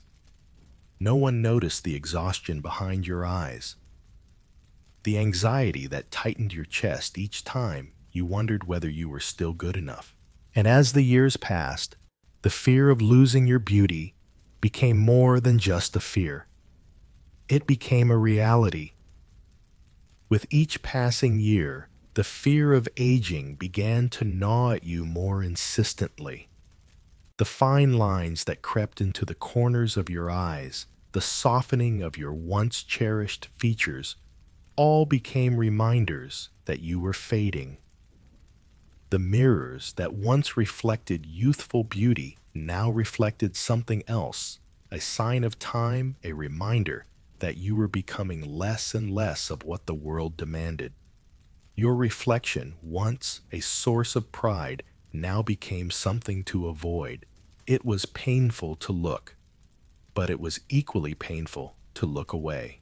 You would find yourself trapped in a cycle of self-doubt, questioning your worth based on the reflection you saw in front of you. The world around you didn't help. Every woman you saw on the street, every woman you met, seemed to embody an ideal that you were failing to reach. You could see the way the young women were admired, the way their beauty was praised, while you, who had once been admired, now faded into the background. The constant comparison to others, to the younger women, was soul-crushing. It wasn't just about beauty. It was about how society saw you. The world had no room for women who didn't meet its standards, and the result was a sense of deep isolation. You were left to face the terror of fading beauty alone. Depression and anxiety crept into your life. They didn't announce themselves with a loud cry, but settled in slowly like a fog. You might have woken up in the morning, not feeling joy or anticipation, but dread. How would you look today? Would you have the energy to face the world? Would your appearance hold up? These questions became the first things on your mind when you awoke. You could no longer go about your day without checking yourself in every reflective surface you passed. You were becoming obsessed with how others saw you, with how the world valued you. The fear of rejection, of being cast aside, often plagued your thoughts. Women who failed to meet the ideal of beauty were often seen as undesirable, dismissed, or ignored. It wasn't just a fear of being unattractive, it was a fear of being irrelevant. In a world where your appearance was your value, the loss of beauty meant the loss of purpose. You were nothing without beauty. You were invisible. The idea that your future depended on your looks could cause the deepest anxiety. How could you navigate a world that valued you for something so fleeting? But it wasn't just about the fear of aging, it was also the pressure to remain fragile. Women were expected to be delicate, passive, and gentle. Strength was not something that society wanted from women. Instead, they were expected to be soft, vulnerable, and easily protected. The very act of maintaining this delicate appearance often led to physical strain. Tight corsets, restrictive clothing, and uncomfortable beauty routines left women in constant discomfort. Yet these were the very things required to fit into the ideal. To remain beautiful was to remain fragile, a contradiction that played on women's vulnerabilities. As you navigated these social expectations, it became evident that the pressure on women to maintain beauty was not just physical. It was emotional, mental, and psychological. The constant striving, the constant fear of falling short was what slowly wore women down. There were few outlets for these feelings. Women were expected to remain composed, expected to show only the beauty that was deemed valuable. Any deviation from that ideal was often punished with ridicule or exclusion. For many women in the Victorian era, this constant struggle led to feelings of despair and isolation. They lived under the immense pressure of unrealistic standards and societal rejection. It wasn't just about not being beautiful. It was about being considered worthless. The beauty myth, as oppressive as it was, shaped their sense of self-worth in ways that would echo for generations. The emotional toll was profound, and the mental health consequences were deeply felt by those who lived through it. Yet despite all this, many women carried on fulfilling society's demands in silence, even as they quietly cracked under the pressure. The legacy of this beauty myth continues to shape our understanding of women's worth, and the emotional scars it left are still felt in modern society today. In Victorian society, beauty was both a blessing and a curse, particularly for women. It was a paradox that many women found themselves caught in beauty was revered, celebrated, and yet simultaneously wielded as a tool to restrict and define their place within society. If you had beauty, it could open doors, elevate your social status, and make you desirable in the eyes of men. But it was not freedom that beauty afforded. It was a different kind of imprisonment, one where women were not seen for their talents or intellect, but for their ability to embody a delicate ideal. You living within this rigid world would have seen it unfold around you. The beautiful women were admired, yet treated as objects to be possessed, controlled, and displayed. Men, often the very ones who lauded women's beauty, were the ones who also dictated what was deemed acceptable. And while beauty could bring a woman into the light, it was also a condition that at best confined her to certain roles, and at worst reduced her to mere adornment. There was no room for individuality when it came to the ideal woman. Beauty was not about how a woman felt or what she thought. It was about how she appeared to others, specifically men and society at large. Her beauty could bring her admiration, wealth, or a desirable marriage. but it also bound her to an expectation of subservience. Society demanded that she be attractive, but only as long as she also fulfilled the roles expected of women, roles that were shaped by the notion of women as delicate, dependent beings. Beauty, then, was not freedom, but a gilded cage. You might have found yourself quietly observing the women around you, the ones who were praised for their physical appearance. They would have been the ones whose images were immortalized in paintings, whose faces were admired in social circles, but whose worth was ultimately defined by their appearance. These women were often expected to sit prettily smile and be quiet, performing the role of the beautiful woman without question. The narrative that surrounded them wasn't about their intellect, but rather about their softness, their vulnerability, and their ability to please. It was a limited view of what a woman could be, one that had no room for the complexities of human identity. But what about those who didn't meet the ideal? They were often left in the shadows, ignored or pitied. If you were not conventionally beautiful, the world in which you lived would have been far harsher. It wasn't enough to be simply good or kind in Victorian society. You were expected to be beautiful, to be considered worthy of attention or respect. Your value, in essence, was tied to the fragile contours of your body and the delicate features of your face. For the women who did fit the mold, beauty was both a blessing and a burden. It was a prize to be used, but also a weight that could leave them exhausted, suffocated by the constant pressure to maintain it. Every day, they had to be the perfect picture of femininity, soft, demure, and pleasing in every way. This was the paradox. Beauty was the very thing that elevated them in society, but it was also the thing that controlled them. It forced them into an existence where their self-worth was tied entirely to how others perceived them. You would have watched the societal expectation play out in subtle and overt ways. In the home, a beautiful woman was the crown jewel, the one to be admired by her husband and guests. In public, she was the ideal to be aspired to, the woman that others sought to emulate or envy.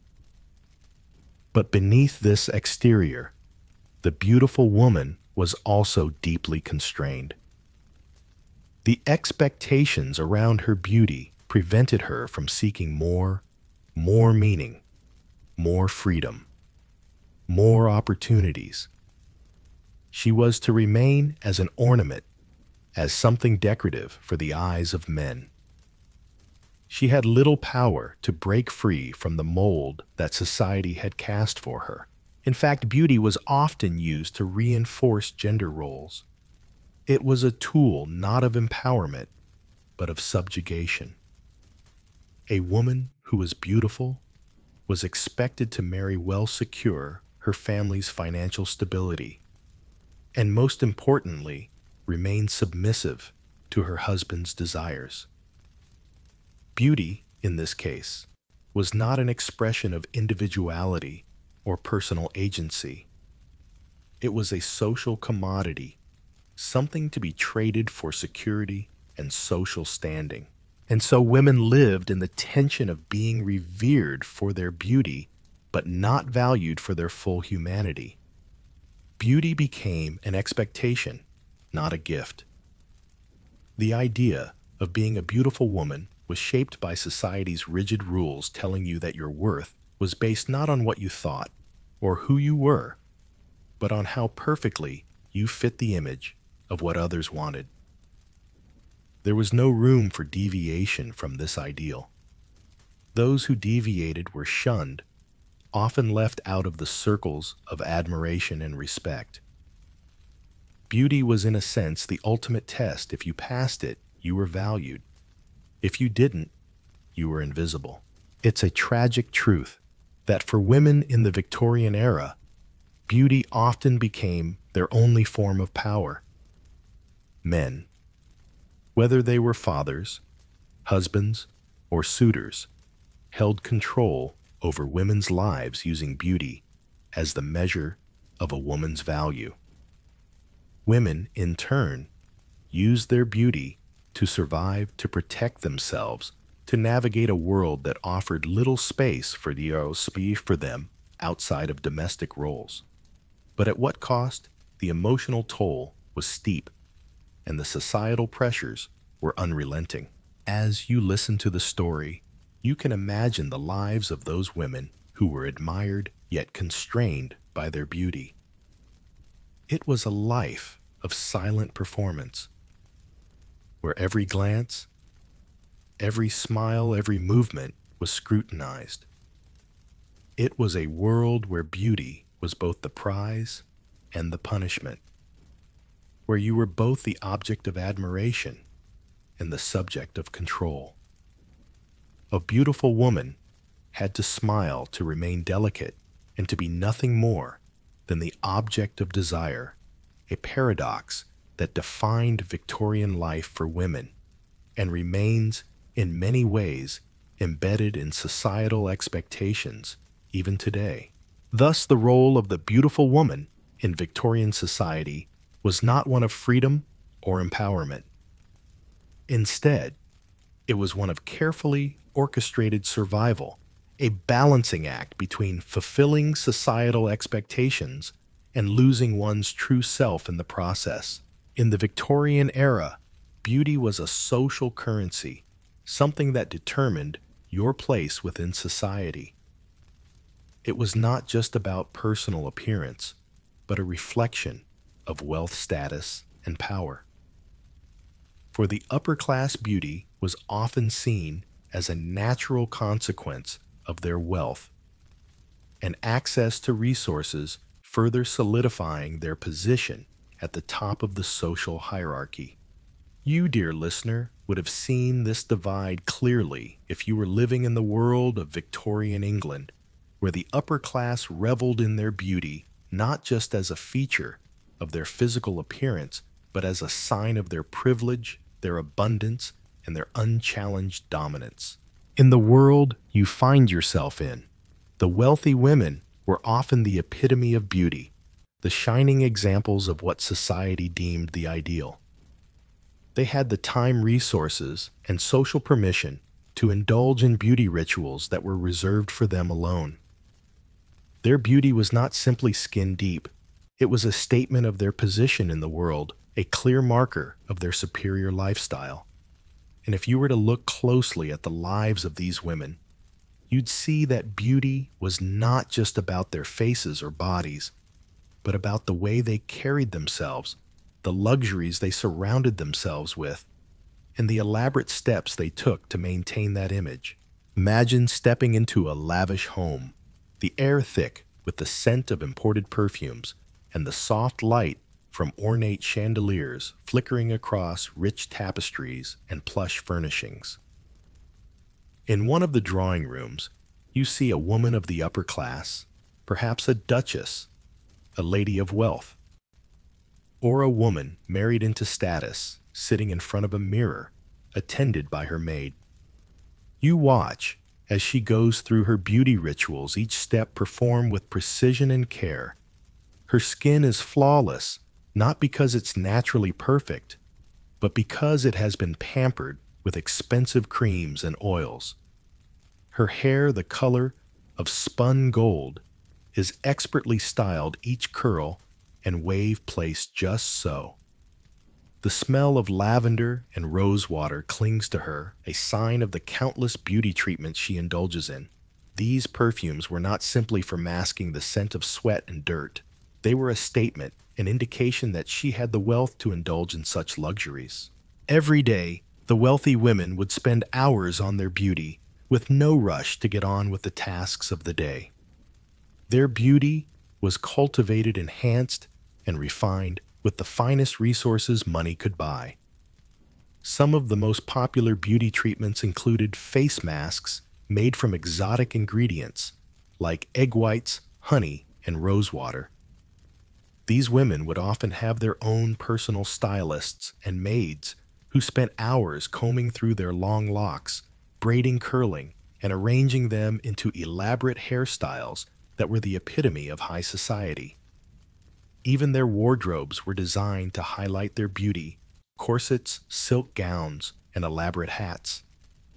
It wasn't just about what they wore, it was about creating an image of grace, refinement, and delicacy. It was a performance of beauty that required money, time, and a strict adherence to the social rules of the upper class. For the wealthy, beauty also had a deeper meaning tied to their social standing. It was a reflection of their wealth and influence. Women who could afford the best cosmetics and the finest clothes were deemed beautiful, but that beauty also symbolized their moral purity and social grace. Wealth made it easier for women to embody the ideal beauty of the Victorian era, and society rewarded them for it. The rich women in the drawing rooms with their high cheekbones and porcelain-like skin were more than just beautiful. They were seen as paragons of virtue. Their beauty represented not only physical perfection, but also a moral superiority that came from their access to resources. However, not all women had the luxury of such treatment.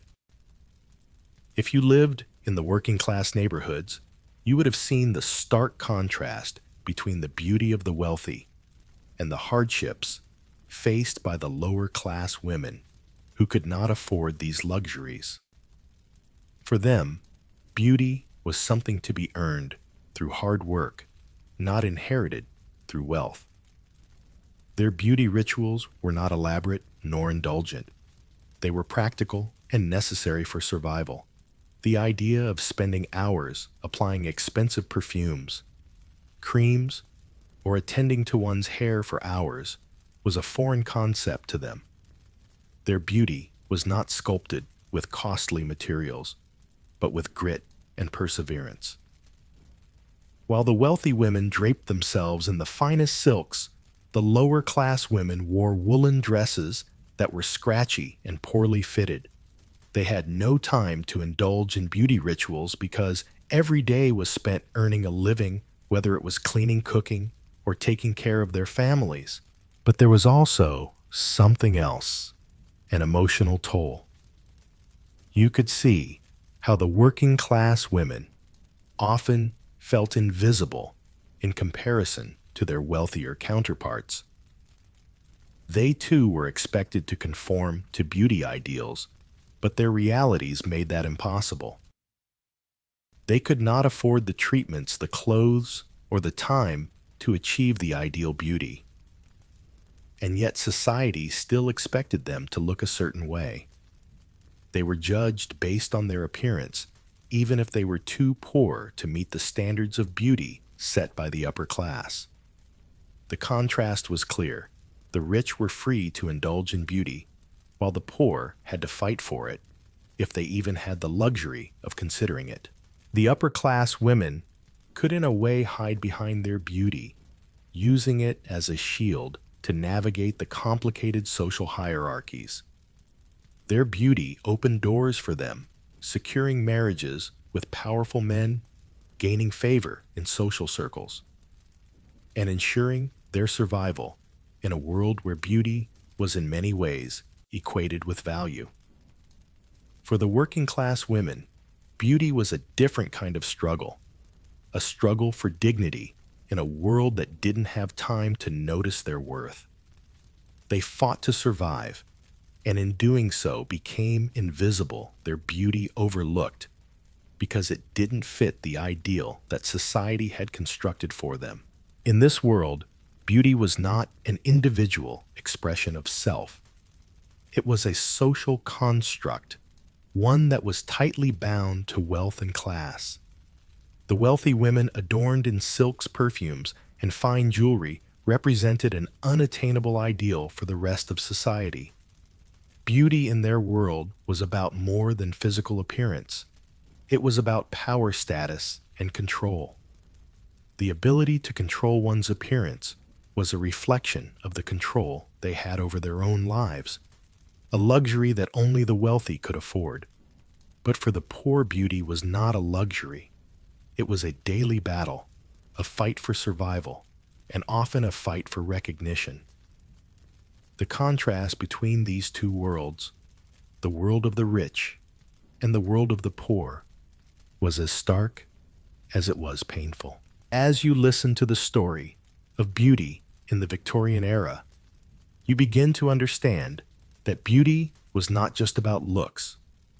It was about power, access, and societal control.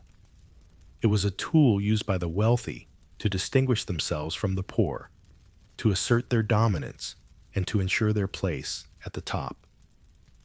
Beauty was both a privilege and a burden, a marker of value and a means of oppression. The disparity between the wealthy and the poor, as seen through the lens of beauty, was as telling as it was heartbreaking. In the Victorian era, a woman's beauty was a paradox, a powerful yet fragile thing that could elevate her to the heights of society's admiration, while simultaneously shackling her to its unyielding expectations.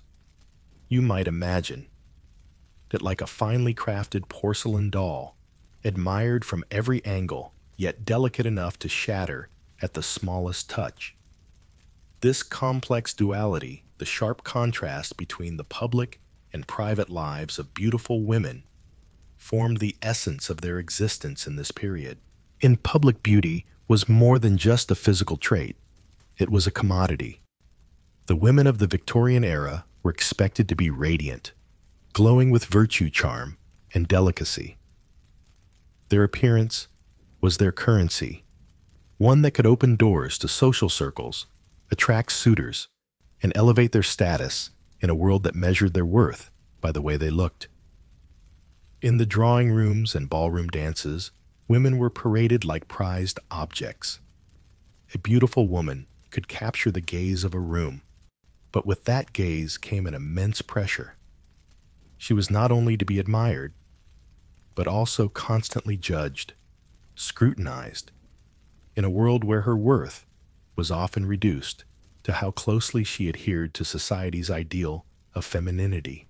But this public beauty came with rules, strict guidelines for how a woman could present herself.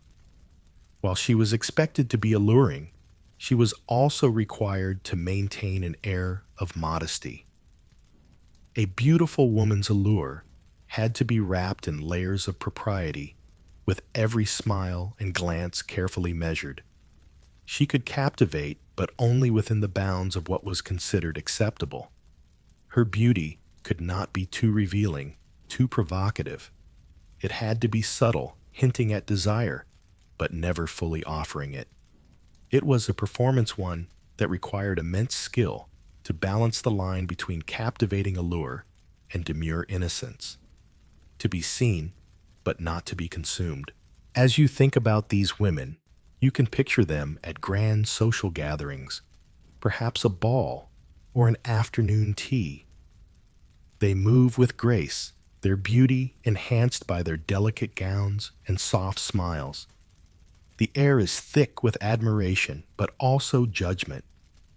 Their beauty is on display, like a prized painting meant to be admired, but never questioned. They know that all eyes are on them, but they mustn't let it show. They are expected to be perfect, but not too perfect. Too much attention would make them seem vain. Too little, and they risk being ignored. But behind closed doors, the reality of this beauty was far from as pristine as it appeared in public. The struggle to maintain that idealized image of beauty was one that weighed heavily on them. Every woman, no matter how accomplished or admired, faced the relentless demands of a world that placed a premium on her appearance. At home, the private side of beauty was far less glamorous. Women were often alone in their rooms, staring into mirrors for hours, carefully applying layers of makeup, adjusting their corsets, and making sure that no wrinkle, no flaw, no imperfection could betray them. It was a constant battle to uphold the image of perfection, an image that was created and nurtured by society's impossible standards. The routines were arduous. Every inch of the body had to be meticulously maintained. The corsets that restricted their movement were pulled tight, narrowing the waist and exaggerating the hips, creating a shape that could be admired in public. But these same corsets could cause discomfort, fainting spells, and even organ damage over time. Women would spend hours squeezing their bodies into the tight confines of the corset, all to achieve the ideal figure. Their beauty, it seemed, was a sacrifice, and the physical pain was something they learned to endure quietly and without complaint. They were not meant to complain about the suffering beauty caused them. They had to smile through the pain, just as they smiled through the public gaze. In their private spaces, behind the mask of charm and composure, women dealt with this pressure alone. The house could become a prison of mirrors, a place where every reflection felt like a reminder of the immense effort required to maintain their beauty. Every day was another round of rituals, cleaning the skin with harsh soaps, whitening the complexion with powders made from dangerous chemicals, applying toxic lead-based makeup to appear paler, and using arsenic to achieve that coveted porcelain glow. But these were not just beautifying treatments, they were often dangerous. Many women unknowingly poisoned themselves in their quest for perfection, applying substances that would cause rashes, burns, and long-term damage to their skin. Yet despite the risks, they continued knowing that beauty was the price they had to pay for a place in society. The isolation of this struggle was profound. There was little room for vulnerability. The pressure to appear flawless meant that women often kept their insecurities and struggles to themselves. They were told in no uncertain terms that to be beautiful was to be moral, and to fall short of these standards was not just an aesthetic failure, but a moral one. If a woman's beauty faded or failed, it was not just her appearance that was questioned, but her character, her worth. Society had a way of viewing beauty as a reflection of a woman's virtue. So, if a woman was deemed unattractive, it was assumed she had somehow failed in her duty to uphold her moral and social obligations. In many ways, her appearance was more important than who she was as a person. Her worth tied directly to how she adhered to the standards set by society. As the years passed and the beauty began to fade, these women faced the very real fear of being forgotten or discarded. Aging was not something to be embraced. It was something to be feared. The idea of growing older was synonymous with losing value. As the years added lines to their faces, softened their bodies, and dulled the luster of their hair, women feared that they would no longer be seen, no longer be admired. They would become invisible. And with that invisibility, they feared would come irrelevance. The pressure to remain youthful, to hold on to their beauty, was immense, and many found themselves desperate to stop time or to recapture their youth through any means necessary, whether it was through excessive makeup, tight-fitting garments, or even dangerous treatments. The battle to maintain beauty in private, far from the eyes of admirers, was as fierce as the public performance of perfection. It was a quiet war, fought in the solitude of the boudoir, in front of mirrors and vanity tables, with only the woman herself as witness to the sacrifices made. The pain of maintaining beauty was often invisible to the world, but palpable to the women living with it.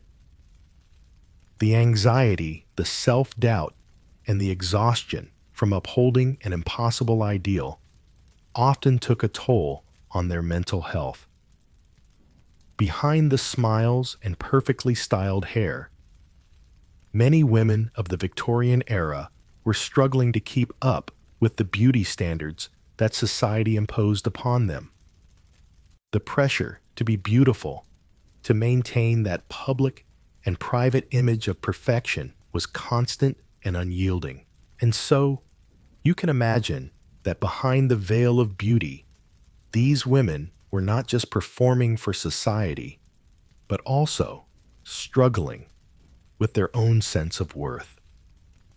They were expected to embody the ideal, to wear their beauty like a mask, all while hiding the sacrifices they made in private. It was an exhausting, often thankless task, yet it was one that was never questioned. Society demanded it, and these women in their quiet strength endured it. Their lives shaped by beauty were as much about what they had to hide as what they were allowed to show. They were caught between two worlds, the public gaze that admired them and the private world that demanded their compliance. In the Victorian era, a woman's beauty was a paradox, a powerful yet fragile thing that could elevate her to the heights of society's admiration, while simultaneously shackling her to its unyielding expectations. You might imagine it like a finely crafted porcelain doll, admired from every angle, yet delicate enough to shatter at the smallest touch. This complex duality, the sharp contrast between the public and private lives of beautiful women, formed the essence of their existence in this period. In public, beauty was more than just a physical trait. It was a commodity. The women of the Victorian era were expected to be radiant, glowing with virtue, charm, and delicacy. Their appearance was their currency, one that could open doors to social circles, attract suitors, and elevate their status in a world that measured their worth by the way they looked. In the drawing rooms and ballroom dances, women were paraded like prized objects. A beautiful woman could capture the gaze of a room, but with that gaze came an immense pressure. She was not only to be admired, but also constantly judged, scrutinized, in a world where her worth was often reduced to how closely she adhered to society's ideal of femininity. But this public beauty came with rules, strict guidelines for how a woman could present herself. While she was expected to be alluring, she was also required to maintain an air of modesty. A beautiful woman's allure had to be wrapped in layers of propriety, with every smile and glance carefully measured. She could captivate, but only within the bounds of what was considered acceptable. Her beauty could not be too revealing, too provocative. It had to be subtle, hinting at desire, but never fully offering it. It was a performance, one that required immense skill to balance the line between captivating allure and demure innocence. To be seen, but not to be consumed. As you think about these women, you can picture them at grand social gatherings, perhaps a ball or an afternoon tea. They move with grace, their beauty enhanced by their delicate gowns and soft smiles. The air is thick with admiration, but also judgment. Their beauty is on display, like a prized painting meant to be admired but never questioned. They know that all eyes are on them, but they mustn't let it show. They are expected to be perfect, but not too perfect. Too much attention would make them seem vain. Too little, and they risk being ignored. But behind closed doors, the reality of this beauty was far from as pristine as it appeared in public. The struggle to maintain that idealized image of beauty was one that weighed heavily on them. Every woman, no matter how accomplished or admired, faced the relentless demands of a world that placed a premium on her appearance. At home, The private side of beauty was far less glamorous. Women were often alone in their rooms, staring into mirrors for hours, carefully applying layers of makeup, adjusting their corsets, and making sure that no wrinkle, no flaw, no imperfection could betray them. It was a constant battle to uphold the image of perfection, an image that was created and nurtured by society's impossible standards. The routines were arduous. Every inch of the body had to be meticulously maintained. The corsets that restricted their movement were pulled tight, narrowing the waist and exaggerating the hips, creating a shape that could be admired in public. But these same corsets could cause discomfort, fainting spells, and even organ damage over time. Women would spend hours squeezing their bodies into the tight confines of the corset, all to achieve the ideal figure. Their beauty, it seemed, was a sacrifice, and the physical pain was something they learned to endure quietly and without complaint. They were not meant to complain about the suffering beauty caused them. They had to smile through the pain, just as they smiled through the public gaze. In their private spaces, behind the mask of charm and composure, women dealt with this pressure alone.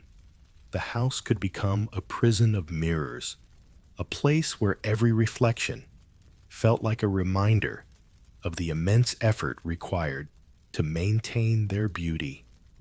Every day was another round of rituals, cleaning the skin with harsh soaps, whitening the complexion with powders made from dangerous chemicals, applying toxic lead-based makeup to appear paler, and using arsenic to achieve that coveted porcelain glow. But these were not just beautifying treatments, they were often dangerous. Many women unknowingly poisoned themselves in their quest for perfection, applying substances that would cause rashes, burns, and long-term damage to their skin. Yet despite the risks, they continued knowing that beauty was the price they had to pay for a place in society. The isolation of this struggle was profound. There was little room for vulnerability. The pressure to appear flawless meant that women often kept their insecurities and struggles to themselves.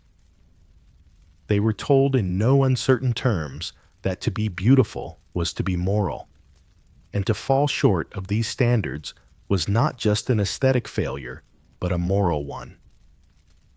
If a woman's beauty faded or failed, it was not just her appearance that was questioned, but her character, her worth. Society had a way of viewing beauty as a reflection of a woman's virtue. So if a woman was deemed unattractive, it was assumed she had somehow failed in her duty to uphold her moral and social obligations. In many ways, her appearance was more important than who she was as a person. Her worth tied directly to how she adhered to the standards set by society. As the years passed and the beauty began to fade, these women faced the very real fear of being forgotten or discarded. Aging was not something to be embraced, it was something to be feared. The idea of growing older was synonymous with losing value. As the years added lines to their faces, softened their bodies, and dulled the luster of their hair, women feared that they would no longer be seen, no longer be admired. They would become invisible. And with that invisibility, they feared would come irrelevance. The pressure to remain youthful, to hold on to their beauty, was immense, and many found themselves desperate to stop time or to recapture their youth through any means necessary, whether it was through excessive makeup, tight-fitting garments, or even dangerous treatments. The battle to maintain beauty in private, far from the eyes of admirers, was as fierce as the public performance of perfection. It was a quiet war, fought in the solitude of the boudoir, in front of mirrors, and vanity tables, with only the woman herself as witness to the sacrifices made. The pain of maintaining beauty was often invisible to the world, but palpable to the women living with it. The anxiety, the self-doubt, and the exhaustion from upholding an impossible ideal often took a toll on their mental health. Behind the smiles and perfectly styled hair, many women of the Victorian era were struggling to keep up with the beauty standards that society imposed upon them.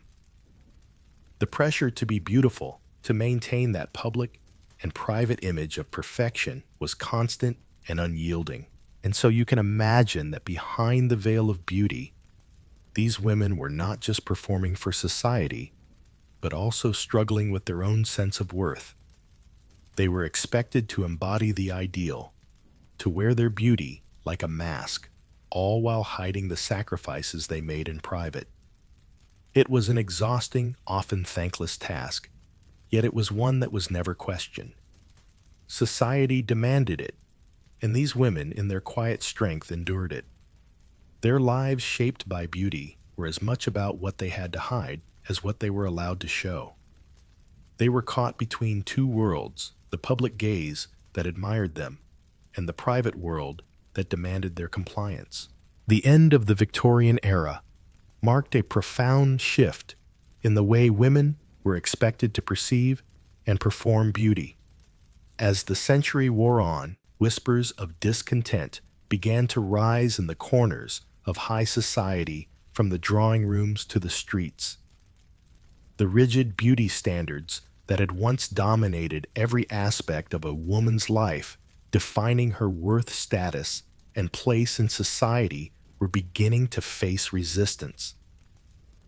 It was a time when women in small but significant numbers began to reject the suffocating ideals that had been placed upon them for generations.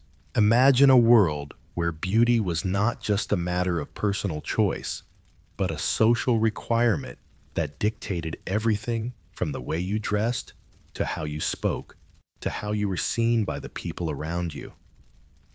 It was a world where your beauty could determine whether you were deemed worthy of marriage, of respect, and even of love. But toward the end of the 19th century, a quiet revolution was brewing, one that would change the course of history for women forever. As the suffrage movement gained momentum and early feminist ideas began to take hold, women who were once bound by the shackles of beauty, norms began to rise up and challenge them. You can hear their voices, faint but steady, echoing in the words of women like Elizabeth Cady Stanton and Susan B. Anthony, who not only fought for the right to vote, but also laid the groundwork for a broader cultural transformation. They argued that women should be free to define their own worth, to create their identities without being confined by the narrow ideals of what they should look like or how they should behave. It was these early feminists, fighting not just for the right to be seen as equals, but for the right to define themselves on their own terms, who began to chip away at the foundations of Victorian beauty standards. For too long, the value of a woman had been measured by her physical appearance. Beauty had been commodified, objectified, and twisted into something women had to achieve at great personal cost. Now, there was a new idea taking root, that a woman's worth was not tied to her beauty, but to her intelligence, her strength, and her ability to create and define her own path in life. In the streets, women who had once been content with their roles as mothers' wives and objects of admiration began to take a stand. These early rebels rejected the suffocating beauty rituals that had defined their lives. The corsets, the heavy makeup, the rigid body shapes that had once been compulsory. They refused to be imprisoned by them any longer. They began to speak out against the false and oppressive notion that beauty defined them. For the first time, women found the courage to say, I am more than my appearance. But this resistance was not without its challenges. It was a hard battle one that was fought not with shouts of anger, but with quiet rebellion. These women did not storm the barricades, but instead, slowly, steadily, began to carve out spaces for themselves where beauty was no longer a defining characteristic. Some began to cut their hair short, rebelling against the long, elaborate styles that were seen as the epitome of femininity. Others discarded the corset, freeing their bodies from the restrictive garment that had long been a symbol of Victorian womanhood. And still others began to embrace a more natural look, rejecting the layers of makeup that had been used to cover their true selves. It was in these small acts of defiance that a larger cultural shift began to take root. Women began to reject the idea that their worth was tied to how they looked and started to seek out other ways of expressing themselves. Art, literature, and politics became their platforms for change. Writers like Virginia Woolf and Oscar Wilde began to explore themes of beauty and identity in their works, offering new perspectives on what it meant to be a woman in a world dominated by rigid beauty standards. The seeds of body positivity were being sown long before the term itself would ever be coined. These women, in their quiet acts of rebellion, laid the foundation for future movements that would challenge the very concept of beauty and its role in society. They rejected the idea that beauty should be a source of shame or pride, and instead began to focus on creating a world where women could be valued for their talents, their minds, and their hearts, not just their looks. This resistance was not just about rejecting the physical standards imposed upon them. It was about taking control of their lives and their futures. It was about finding their voices, speaking out, and insisting that they be seen as whole people, worthy of respect, love, and opportunity. And while the struggle for gender equality was far from over, these early feminists set the stage for the waves of change that would follow in the decades to come. In your mind, you can picture it. The defiant woman standing in front of a mirror, shedding her corset, wiping off the heavy makeup, and looking at her reflection with a new sense of freedom. She sees herself not as the world expects her to be, but as she truly is, a woman with dreams, thoughts, and a sense of self-worth that doesn't rely on her appearance. And as she steps out into the world, she knows that she is not alone. Though their struggles were often invisible, the early resistance to beauty standards had far-reaching effects.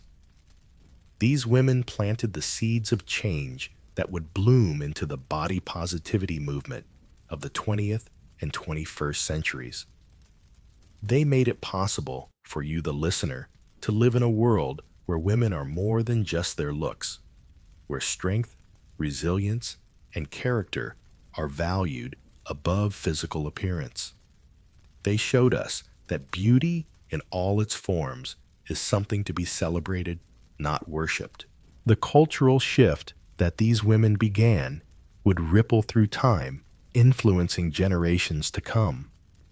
The ideals they fought for, the freedom to be who we are, free from the constraints of society's narrow definitions of beauty, are ideals that continue to shape our world today.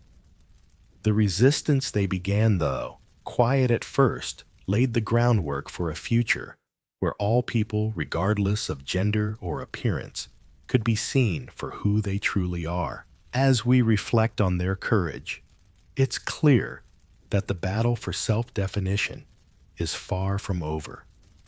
But with each generation, we continue to move closer to a world where beauty is no longer a measure of worth, but simply one of the many ways we express who we are. So, as you listen to the story of these early rebels, remember that they were the pioneers who created a path for us to follow, and that the fight for authenticity and self-worth continues in every corner of the world. As you lie back and let the gentle rhythms of your breath calm your thoughts, consider the women of the Victorian era, their lives shaped, confined, and at times devastated by the beauty ideals of their time. The pressure to embody a particular kind of beauty was not just about appearance. It was deeply woven into the fabric of their roles in society. For the Victorians, beauty was an outward manifestation of morality, virtue, and worth. Women were expected to not only look beautiful, but also behave in ways that aligned with these ideals, as though their worth was entirely tied to their external appearances. Victorian beauty standards influenced how women were seen and treated, dictating their opportunities, their relationships, and even their self-worth. A beautiful woman was revered, but her value was precariously tied to her looks. Those who did not meet these standards were often cast aside, their value diminished in a world that demanded perfection. This ideal shaped the roles of women in society, pushing them into narrowly defined spaces where their worth was measured not by their talents or their hearts, but by their physical beauty, their ability to conform to societal expectations. This legacy has lasted far beyond the Victorian era, lingering in the foundations of modern beauty ideals. Though the corsets, the heavy makeup, and the strict codes of behavior may have faded, the underlying belief that beauty defines a woman's value is still alive today. In many ways, we continue to measure women by the same standard: an ideal body type, flawless skin, and the perfect smile. The pressure to conform to these ideals continues to shape our lives, just as it shaped the Victorians. The toxic notion that our worth is bound up in our appearance still permeates our culture, influencing everything from social media to fashion advertising and even the workplace. But as we reflect on this, we must also recognize how far we've come in challenging these beauty standards. Over the years, countless movements, from suffrage to body positivity, have risen up to break the chains of conformity. The fight for women's rights for autonomy over one's body and for the right to define our own worth is ongoing. The Victorian beauty trap is now part of a broader conversation about self-worth. And while we may not be free from its influence, we are slowly dismantling its grip on society. And yet, despite these efforts to deconstruct harmful beauty ideals, we still find ourselves at times caught in the web of comparison. The pressure to look a certain way, to meet the expectations placed on us by society, by the media, by our peers, still affects us. But in this reflection, there is an opportunity for change. Just as the Victorians once struggled against an oppressive set of ideals, we too can challenge and reshape the beauty standards that constrain us. As you drift off to sleep tonight, think about how far we've come since the Victorian age. Reflect on the progress we've made and the many voices that have fought and continue to fight for freedom from harmful standards. But also, take a moment to consider how much further we still have to go. The real work is not just in breaking free from outdated ideas, but in embracing a more inclusive and diverse definition of beauty. One that celebrates strength, character, and authenticity. Beauty, in its truest sense, is not merely about appearance. It's about who we are beneath the surface, our resilience, our kindness, our courage to be ourselves. So, as you close your eyes and let the day slip away, remember, true beauty is not something imposed on us by society. It is something we define for ourselves based on who we are, how we live, and how we treat others. Let us move forward with the strength to embrace the fullness of our identities beyond the confines of narrow ideals.